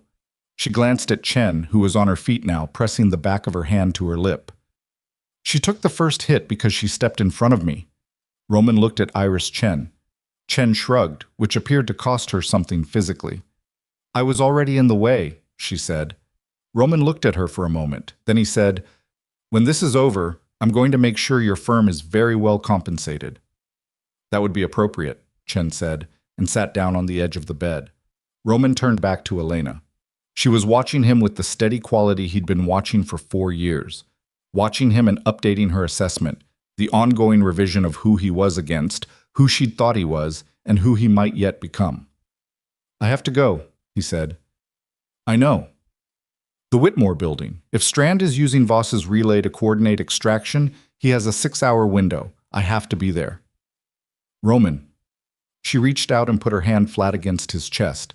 Not holding him, just touching him, just making contact. You came back. He looked at her hand. He put his own hand over it. I'm going to keep doing that, he said. She pulled her hand back. Then go. Finish it. The Whitmore building on Crane Avenue was a 6-story commercial property with 2 occupied floors and 4 floors of vacancy that had been accumulating in the building's ledger for 3 years while various development proposals stalled in city permitting. The kind of building that was easy to overlook, not abandoned enough to attract attention, not active enough to be monitored. Roman went in with Marco and 4 others, and they cleared the first 2 floors in 8 minutes, and found the relay server on the 3rd floor in a room that had been a conference room and was now entirely bare except for a portable workstation, a power strip running to the building's junction, and a folding chair. Sitting in the folding chair watching them come through the door with the expression of a man who had been waiting for exactly this was Victor Strand. He was 61 years old, well-dressed even now, silver-haired, the kind of man who'd spent a decade sitting across tables from Roman and radiating the calm authority of someone with nothing to hide. Roman had trusted him with numbers that could have destroyed him, had trusted him with the structural logic of the organization's financial architecture. Strand looked at him and said, I wondered if you'd get here in time. Roman crossed the room and pulled the second chair, the one behind the workstation, and sat in it, facing Strand directly, close enough that there was no distance to perform across. In time for what? Roman said. For the relay to still be active. Strand glanced at the workstation. Voss's window closes at 4 in the morning. Whatever he's moving tonight, it finishes then. What is he moving? Strand looked at his hands. They were folded in his lap with the practiced stillness of a man managing himself very carefully. The Walsh documents went to the journalist 2 hours ago, he said. Not the DA. He changed the deployment. Roman felt this land. It's already out, Strand said. I couldn't stop it once it went. He stopped. I want you to know I tried to stop it. You ran, Roman said. I ran because I was afraid of what you'd do when you found out, not because I wanted to. Strand's voice had the flatness of genuine exhaustion, not performance, not calculation, just a man at the end of something long and heavy. I got in because they had information on my son, Danny. He's been laundering money through a private practice in Connecticut for 2 years. If Voss surfaced it, same model as Nico, Roman said. Yes. He found everyone's Achilles heel and pulled on it. Yes. Strand looked up. I'm sorry, Roman. I know what that's worth right now. I know it's probably worth nothing. But I want you to know I understood every day what I was doing and I did it anyway, and I am sorry. Roman looked at him. He thought about 11 years. He thought about what it meant to sit across from someone for 11 years and believe you understood them. The Walsh documents, he said. They went to a journalist. Which journalist? A woman named Patricia Hale. She's done investigations into organized crime before. She's reputable. She'll verify before she publishes, which gives you how long? 48 to 72 hours before she goes to print, if the documents hold up under her verification. They won't, Roman said. Chen is building the counterpackage right now. If I can get it to Hale before she publishes, you have to get to Voss first, Strand said. Roman stopped. Why? Because Voss has a second package, a backup, physical documents, different angle, different fabrication. If the Walsh documents fail verification, the second package goes out through a different channel within 24 hours. Strand's hands tightened in his lap. I found out about it 2 weeks ago. I didn't know about it before then. It's stored at Voss's actual residence, not one of his operational properties, his actual home. Where? Strand gave him an address. Roman looked at Marco, who was already on his phone. And Voss knows I have the relay location, Roman said. He must by now. He's not stupid. So he knows I'm coming. Strand was quiet for a moment. Yes. Roman stood up. He looked at Victor Strand, at the 11 years compacted into one man's exhausted face, sitting in a folding chair under fluorescent light, and made a decision. You're going to call your son, Roman said. Tonight. You're going to tell him to close the Connecticut operation and disappear for 6 months. Whatever Voss has on him, it becomes worthless if there's nothing current to prosecute. Strand blinked. Why are you? Because you told me about the second package, Roman said. Don't make me regret it. He walked out. Voss's residence was a property in the North District, a brownstone on a quiet street that looked like nothing, that was meant to look like nothing, that had cost Voss significant effort over many years to make look like the home of a retired academic, rather than the operational center of a man who had been engineering other people's destruction as a business model for 2 decades. Roman arrived at 2:40 in the morning with Marco and 3 others. He'd left one man with Novak, one with Strand, and Chen back at the Hargrove building working against the clock. The brownstone had exterior cameras. He could see them, small and well-mounted. And this meant Voss saw them coming, which Roman had accepted as a condition of this particular approach. There was no element of surprise left. The surprise had been spent at the print shop, at the Whitmore building, in the relay room. What remained now was the direct confrontation, and Roman had made a specific decision about how to conduct it. He went to the front door and knocked. Marco looked at him sideways. He's not going to shoot me at his own front door, Roman said. He's not that kind of man. What kind of man is he? The kind who wants to watch you lose. The door opened. Not Voss, a man in his 30s who had the particular build and the particular stillness of someone whose job was exactly this. He looked at Roman and said nothing. Tell him Roman Vale is at his door, Roman said. The man disappeared. Roman stood on the front steps in the night air and breathed steadily and listened to his ribs object to the breathing and breathed anyway. 40 seconds. Then, come in. The interior of the brownstone was exactly what it looked like from outside. Understated, carefully curated, the home of someone who had decided that the most powerful statement of wealth was restraint. Bookshelves. Good furniture. Nothing ostentatious. Gregor Voss stood in the entrance hallway in a robe, which Roman suspected was calculated to communicate that he'd been sleeping, which Roman suspected was not true. Voss was 70, or close to it. Not what Roman expected. He'd built a picture from information, and the picture was of someone larger, harder.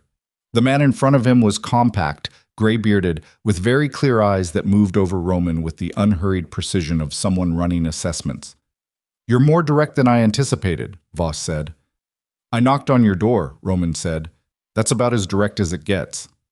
The relay, the Whitmore building. You moved faster than my timeline. Strand helped.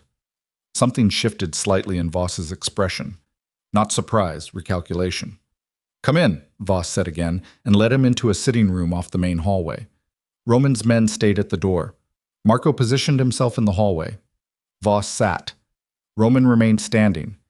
The second package, Roman said. Where is it? Voss looked at him without expression. Direct, he said again. The Walsh documents are in the hands of a journalist who will verify them against Chen's counter-documentation and find them fabricated. The Colton audit has no legal standing once the false premise is established. Nico is gone and Strand has given me everything I need to dismantle the remaining infrastructure. Roman looked at the older man steadily. The only thing left is the second package, and whatever it contains, I want it. And if I don't give it to you, then I spend the next 6 months taking apart every financial arrangement, every property, every operational relationship you've spent 20 years building, methodically. Publicly where that helps, and quietly where that's more effective. Roman paused. I'm not bluffing about this. I have enough already to make your life significantly worse than it was yesterday. The second package is the last piece. Give it to me and we're done. Don't, and I treat you the way you've been treating me. Slowly, thoroughly, and from the inside out. The room was very quiet. Somewhere in the brownstone a clock was ticking, an actual mechanical clock, the kind that required winding.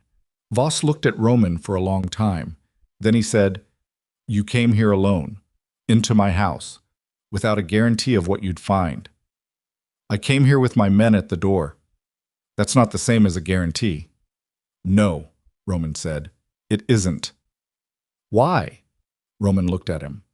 Because my wife is 3 months pregnant and sitting in an apartment with a bruised security consultant and a woman I still don't fully trust, and the only way any of this ends tonight is if I'm standing in this room having this conversation. He let that sit for a moment. So, the second package. Voss studied him. Something moved across the older man's face, something that was not quite respect and was not quite recognition, but sat at the intersection of both. He stood. He went to the bookshelf on the east wall and reached behind a specific volume and withdrew a key. "The package is in the safe in the basement," he said. "I'll take you there myself." Roman watched him. "Why?" Roman said. Voss turned and looked at him with those very clear eyes. "Because I built a 20-year operation on the principle that the right pressure in the right place on the right person always produces the desired outcome." He paused. "And you walked through my front door at 3 in the morning for a pregnant woman. That's not something I modeled for." He looked down at the key in his hand. "I've been wrong about a great many things, it turns out. The scope of my investment here is one of them." He moved toward the basement door. Roman followed him, and behind Roman's back, where Voss could not see it, Roman's left hand was trembling again. The same tremor from the car, the adrenaline working through him. And he pressed it flat against his leg and held it there. And by the time they reached the basement door, it had stopped. And Roman Vale walked down the stairs into the dark, with the steady forward momentum of a man who had learned somewhere in the last 72 hours that the thing driving him had finally become larger than the empire he'd built to contain it. The basement smelled of concrete and old paper, and the particular stillness of a space that had been carefully maintained without ever being lived in. Voss led Roman down 12 steps with the measured pace of a man who had stopped hurrying some time ago. A single overhead light came on automatically, motion-activated, fluorescent, the kind of light that made everything look slightly more exhausted than it was. Along the left wall, steel shelving, archive boxes, the infrastructure of a careful man's careful record-keeping.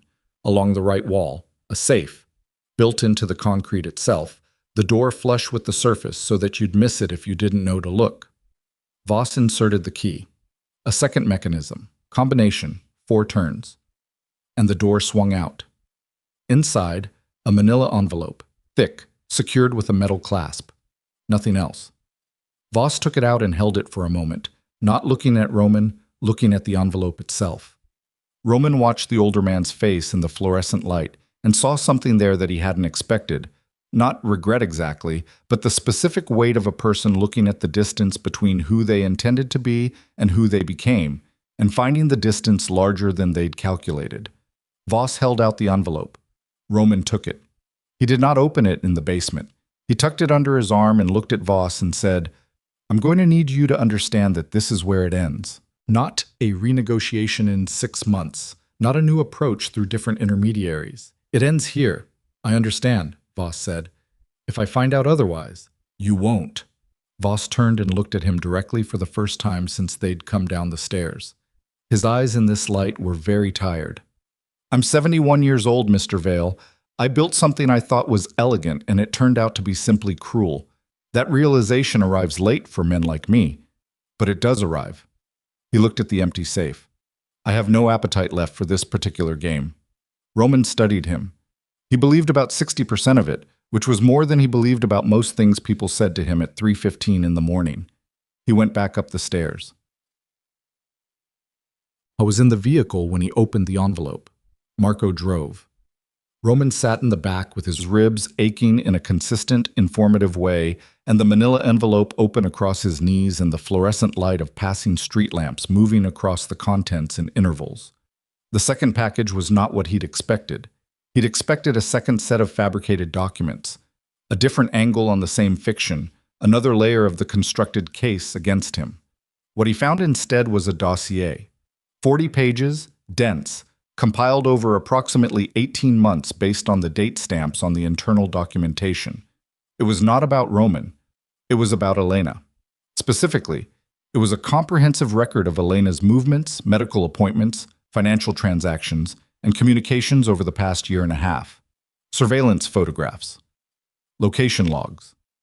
A detailed timeline of her pregnancy from the first appointment she'd attended alone, at a clinic across town she'd chosen specifically because it wasn't near anything connected to Roman's world. And underneath all of that, a section Roman had to read twice before he understood what he was looking at. Elena had been investigated. Not by Voss, by someone else. Someone whose name appeared on the internal correspondence as the party who had originally commissioned the surveillance. The name was redacted on most of the pages, but on one internal memo, a progress report sent between two of Voss's operational staff. It appeared in full, clearly, as if whoever had written it hadn't realized the memo would end up in a package passed to the subject's husband. The name was Philip Cass. Roman sat with this for the length of 3 city blocks. Philip Cass. The third name on the audit request. The 6-year man, same tenure as Nico, brought up through the same period of expansion. Roman had been running Strand and Nico as the primary actors in Voss's internal operation, had been treating Cass as a secondary figure, one of 3 names on a document, not a principal. What the dossier suggested was different.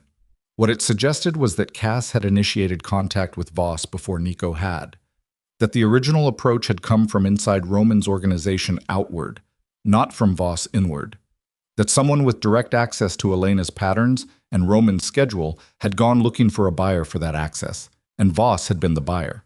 Cass had sold them, not under duress, not because someone had found his Achilles heel and pulled on it. He had gone looking. Roman closed the envelope. "Where is Cass right now?" he said to Marco. Marco was quiet for a moment. "Last known location was his apartment on the west side. We haven't had eyes on him since yesterday." "Get eyes on him now."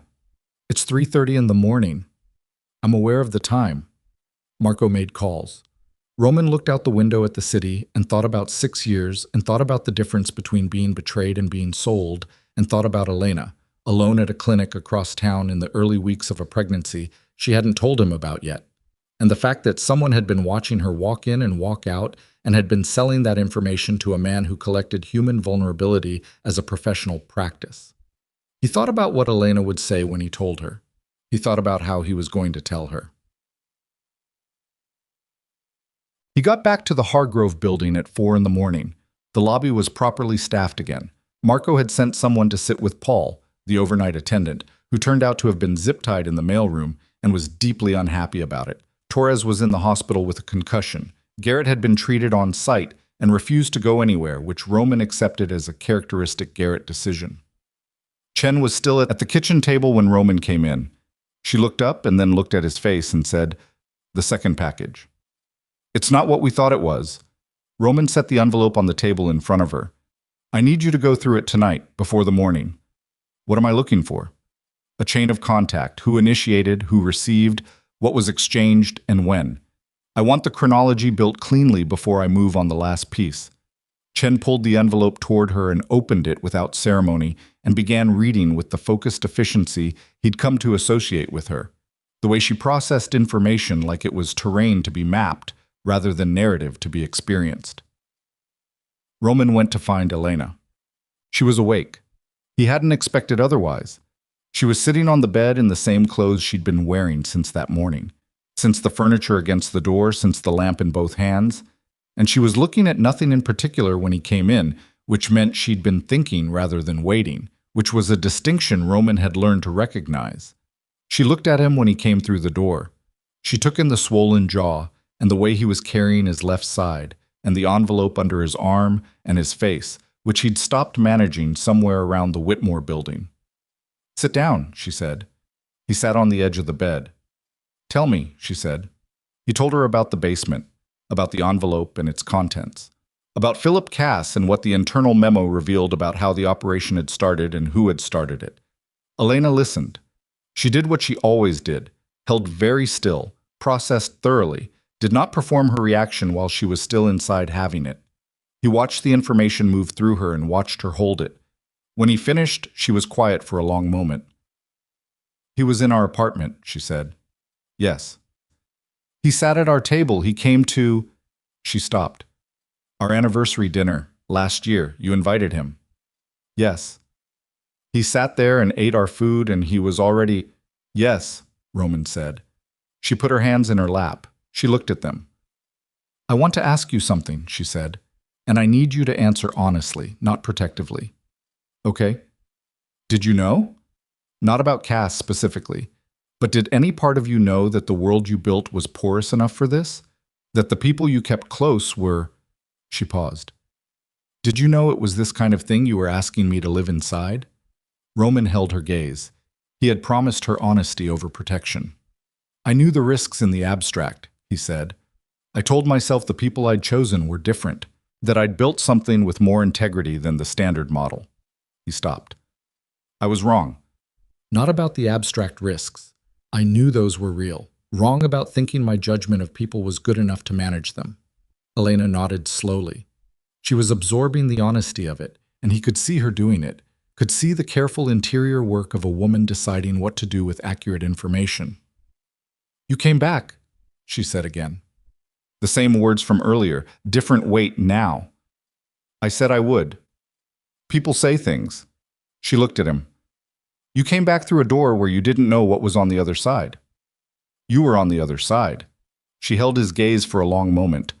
Then she reached out and put her fingers against his jaw. The swollen side, gently, not pressing, just touching. That needs ice, she said. Probably. She didn't move to get ice. She kept her fingers there lightly, and Roman sat very still and let her. And outside the window, the city had reached the particular quiet of 4:30 in the morning, the brief interval between the night's last activity and the day's first. And in that quiet, the room felt like something that was slowly returning to its own temperature after a long time in the cold. Philip Cass was found at 6 in the morning at a private airfield 40 minutes outside the city.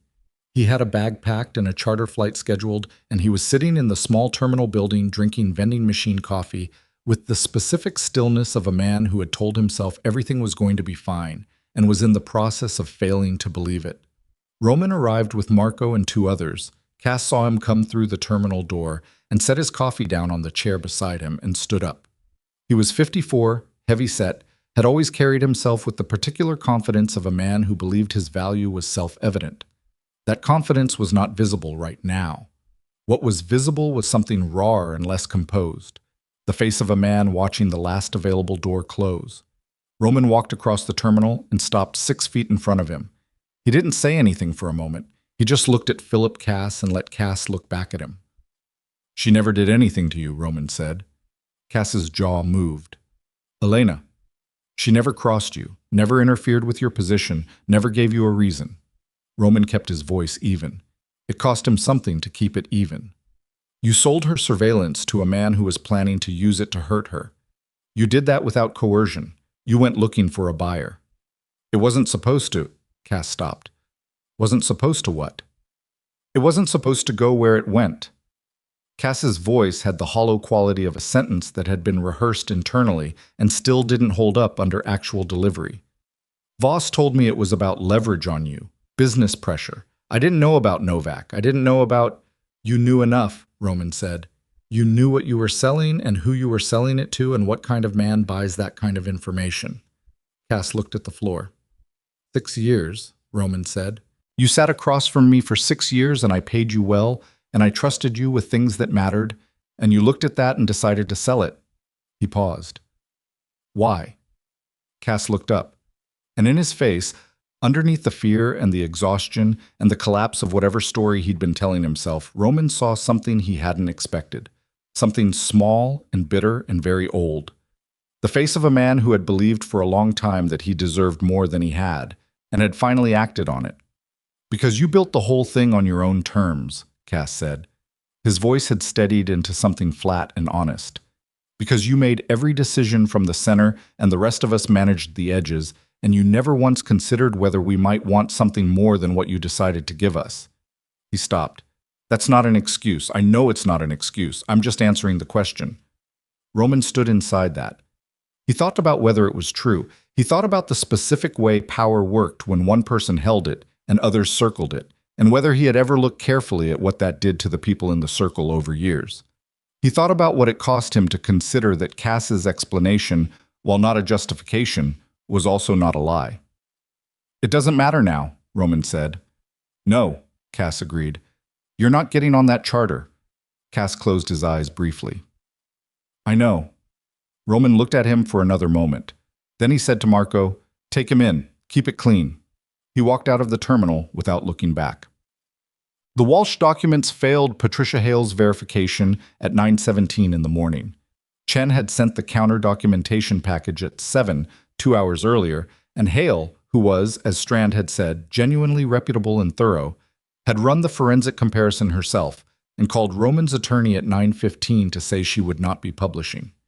Roman was in Chen's car outside the Hargrove building when the call came through from his attorney. He sat for a moment after he hung up with the phone in his hand and let the past 72 hours settle over him in a way he hadn't allowed himself to do while they were happening.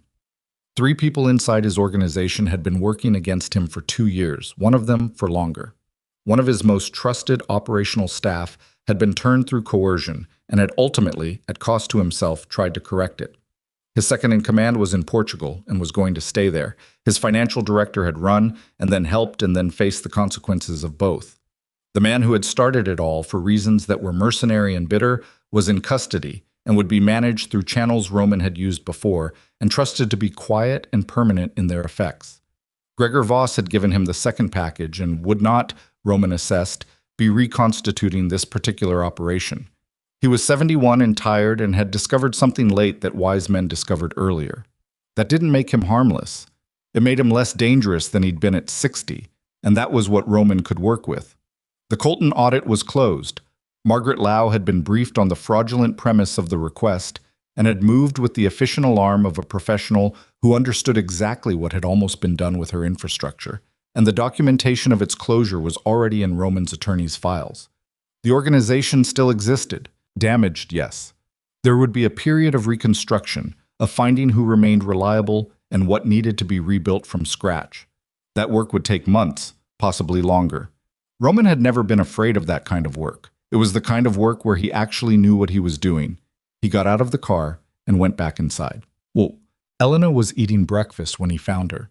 Actually eating toast, eggs, the kind of ordinary domestic act that felt almost dissonant given the last 4 days.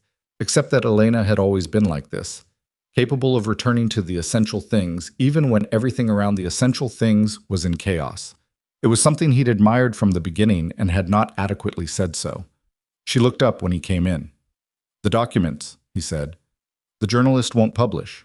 It's done." Elena held his gaze for a moment, then she nodded, one clean, quiet nod. "Cass," she said, "being handled. Voss? I believe him when he says he's finished. I'll be watching, but I believe him." She looked at her plate for a moment, then, "Iris Chen. I'm going to make sure her firm is compensated at a level that communicates genuine gratitude." "More than compensated," Elena said. "She stepped in front of something that was coming at me. That's worth more than a contract." "Yes," Roman said. "It is." Elena pushed her plate slightly to the side and looked at him. He was still carrying the ribs, still carrying the jaw, still carrying 72 hours of interrupted sleep and continuous high-stakes motion, and he suspected he showed all of it, which was its own kind of honesty. "Sit down," she said. "Eat something." "Elena, sit down." He sat. She put toast in front of him. He ate it because she'd put it there and because it turned out he was hungry, in the way that only becomes apparent when you stop moving long enough for your body to report in. They sat in the kitchen of the apartment they'd moved into 4 days ago and ate in the particular silence of 2 people who had been through something together and were still inside the aftermath of it. And the silence was not comfortable exactly, but it was honest, which Roman had come to understand was more valuable than comfortable. "I want to go home," Elena said. "The penthouse." "Yes." She looked at the window. "I'm not going to be pushed out of my own home. Not by what happened there, not by who was watching the building. I want to go back." "We can go back," Roman said. "Today." "Today." She nodded. She picked up her mug and held it with both hands. "I'm going to need time," she said. "You understand that?" "Yes." "Not from you, not time away, but time inside us, to rebuild what got damaged.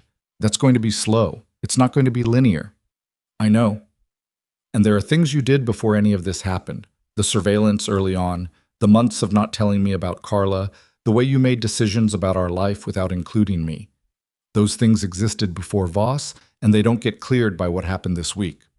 "No," Roman said. "They don't. I'm not going to pretend the last 4 days erased them. I'm not asking you to." She looked at him. The morning light was coming through the kitchen window at a low angle. The particular quality of early autumn light that made everything look slightly more provisional than it was, and in that light Elena's face had the quality of something Roman understood He had been on the edge of losing in a way that had nothing to do with Voss or Novak or fabricated documents. He had been losing her through the ordinary accumulation of small failures, the locked rooms, the non-answers, the comfortable fiction that protection and honesty were the same thing when they are not even close. "I'm still here," she said. "I know. Don't make me regret it." "I'm going to spend a significant amount of time making sure you don't," Roman said. She almost smiled. Not quite. Not yet. But almost. And almost was something. And Roman was a man who had learned this week to take what was real over what was performed. They went home that afternoon. Roman carried 2 bags. Elena carried the small plant from the windowsill, the one she'd been nursing back from near death, cradled against her chest with both arms. She'd had it for 18 months, and she was not leaving it behind, which was the kind of detail that meant nothing and meant everything, which was generally the nature of the details that mattered. The penthouse was the same as it had always been. Of course it was. Houses don't register what happens inside them, don't hold the weight of the things that occur in their rooms. The lamp was in the entryway. The yellow notepad was by the kitchen phone. The coffee mug was in the drying rack, same as it had been through all of it. Elena set the plant on the windowsill in the kitchen. She looked around the apartment the way you look at something you left and returned to, checking what was the same, noting what felt different, doing the quiet internal work of deciding whether it was still yours. Then she went to the bedroom. Roman stood in the kitchen and looked at the yellow notepad and thought about what the next part of this looked like. Not the abstract next part, not the organizational reconstruction, or the careful management of Voss's remaining connections, or the legal architecture of making sure the Colton audit's fraudulent origins were properly documented. He knew how to do all of that. He'd been doing that kind of work his whole adult life. He was thinking about the other next part, the one that had no operational playbook, the one where he had promised a woman he'd failed in specific and documented ways that he was going to become someone worth trusting, and where that promise was going to be tested not in a single dramatic gesture, but in the daily, undramatic accumulation of small honesty. Lights left on, phone calls answered, rooms that stayed unlocked. The work of being trustworthy was the least cinematic work there was. It looked like nothing from the outside.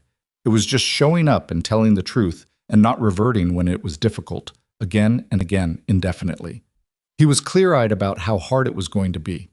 He was also clear-eyed, for the first time in years, about why it was worth doing. 3 weeks after coming home, Elena had a scheduled prenatal appointment. She told Roman the date the night before, not because she was asking him to come, but because she'd promised him she wouldn't keep things from him, and the appointment was a thing, so she told him.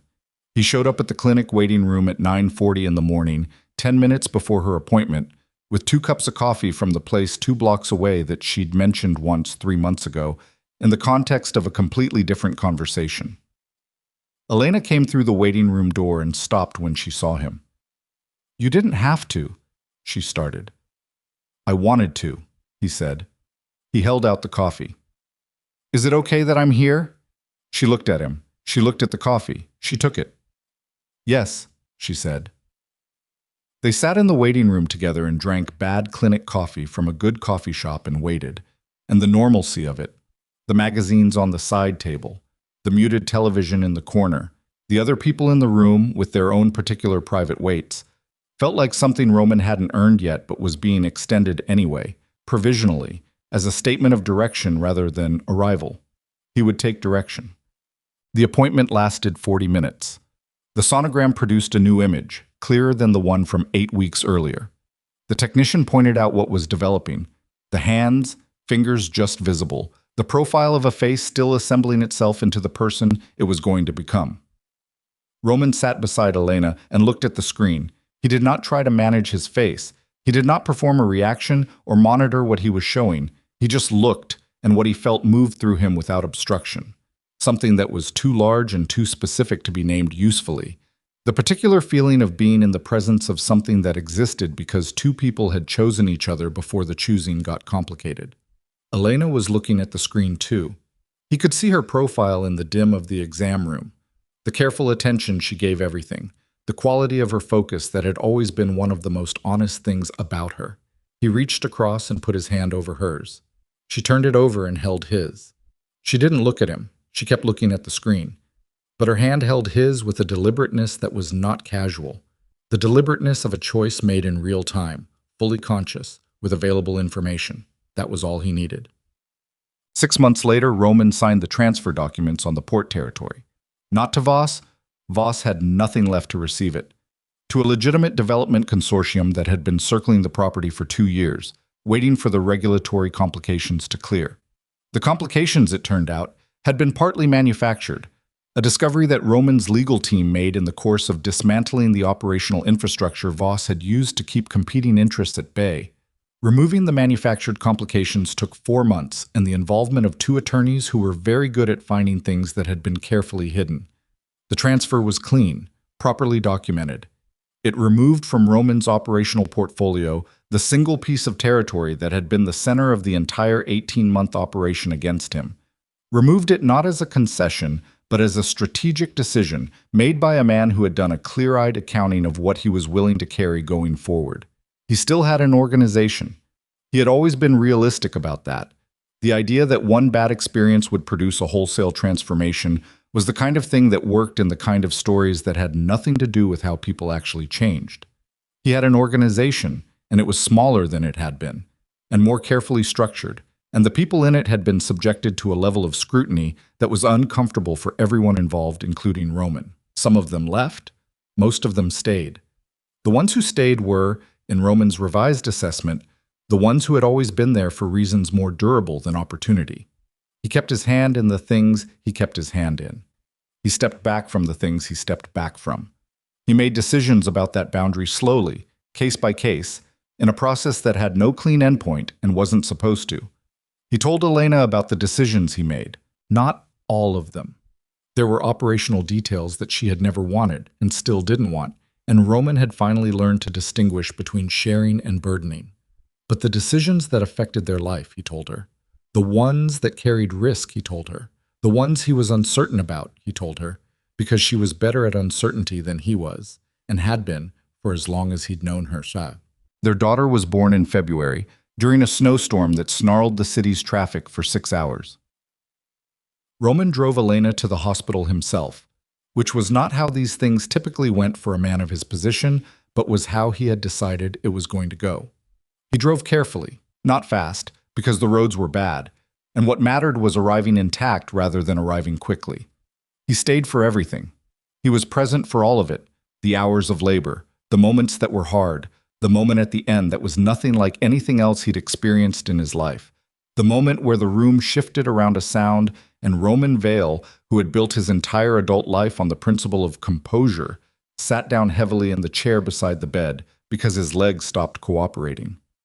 Elena looked at him from the bed, exhausted and clear-eyed, holding the child. "Come here," she said. He came. She placed their daughter in his arms. He held her, carefully, the way you hold something you understand you are not allowed to drop, and looked at her face. The small, complete, provisional face of someone just beginning. She was not yet anyone in particular. She was going to become someone, over years, through the accumulation of everything that happened to her and everything she chose, and Roman did not know who that was going to be, and for the first time in his life he found that not knowing was not frightening. It was just the truth. He looked up at Elena. She was watching him with the expression he had learned over the past year, was the one she wore when she had decided something. Not announced it yet, just decided it. "I'd like to go home soon," she said. "Yes," he said. "We'll go home." He looked back down at the child in his arms. Outside, the snow continued. The city moved through it the way cities move through everything, imperfectly, with complaint, eventually. The hospital room was warm and lit at a level that was designed to be gentle, and in that light Roman sat with his daughter and his wife and the specific weight of a life that had survived what had been sent to destroy it, and he understood that the surviving was not the point. The point was the after. The point was what you built in the space that the surviving opened up, slowly, without the adrenaline of crisis to power it, without dramatic confrontations to clarify what mattered. Just the daily, ordinary, irreplaceable work of showing up as someone worth trusting, in a room that was warm, in a city that was still standing outside the window. He was still learning how to do it. He intended to keep learning. That, in the end, was the only promise he made. Not to Elena, not out loud, not with words that could be measured against outcomes. It was a quieter thing than a promise. It was closer to a direction, a man orienting himself towards something better than what he'd been, without claiming to have arrived. He held his daughter. He breathed. He stayed.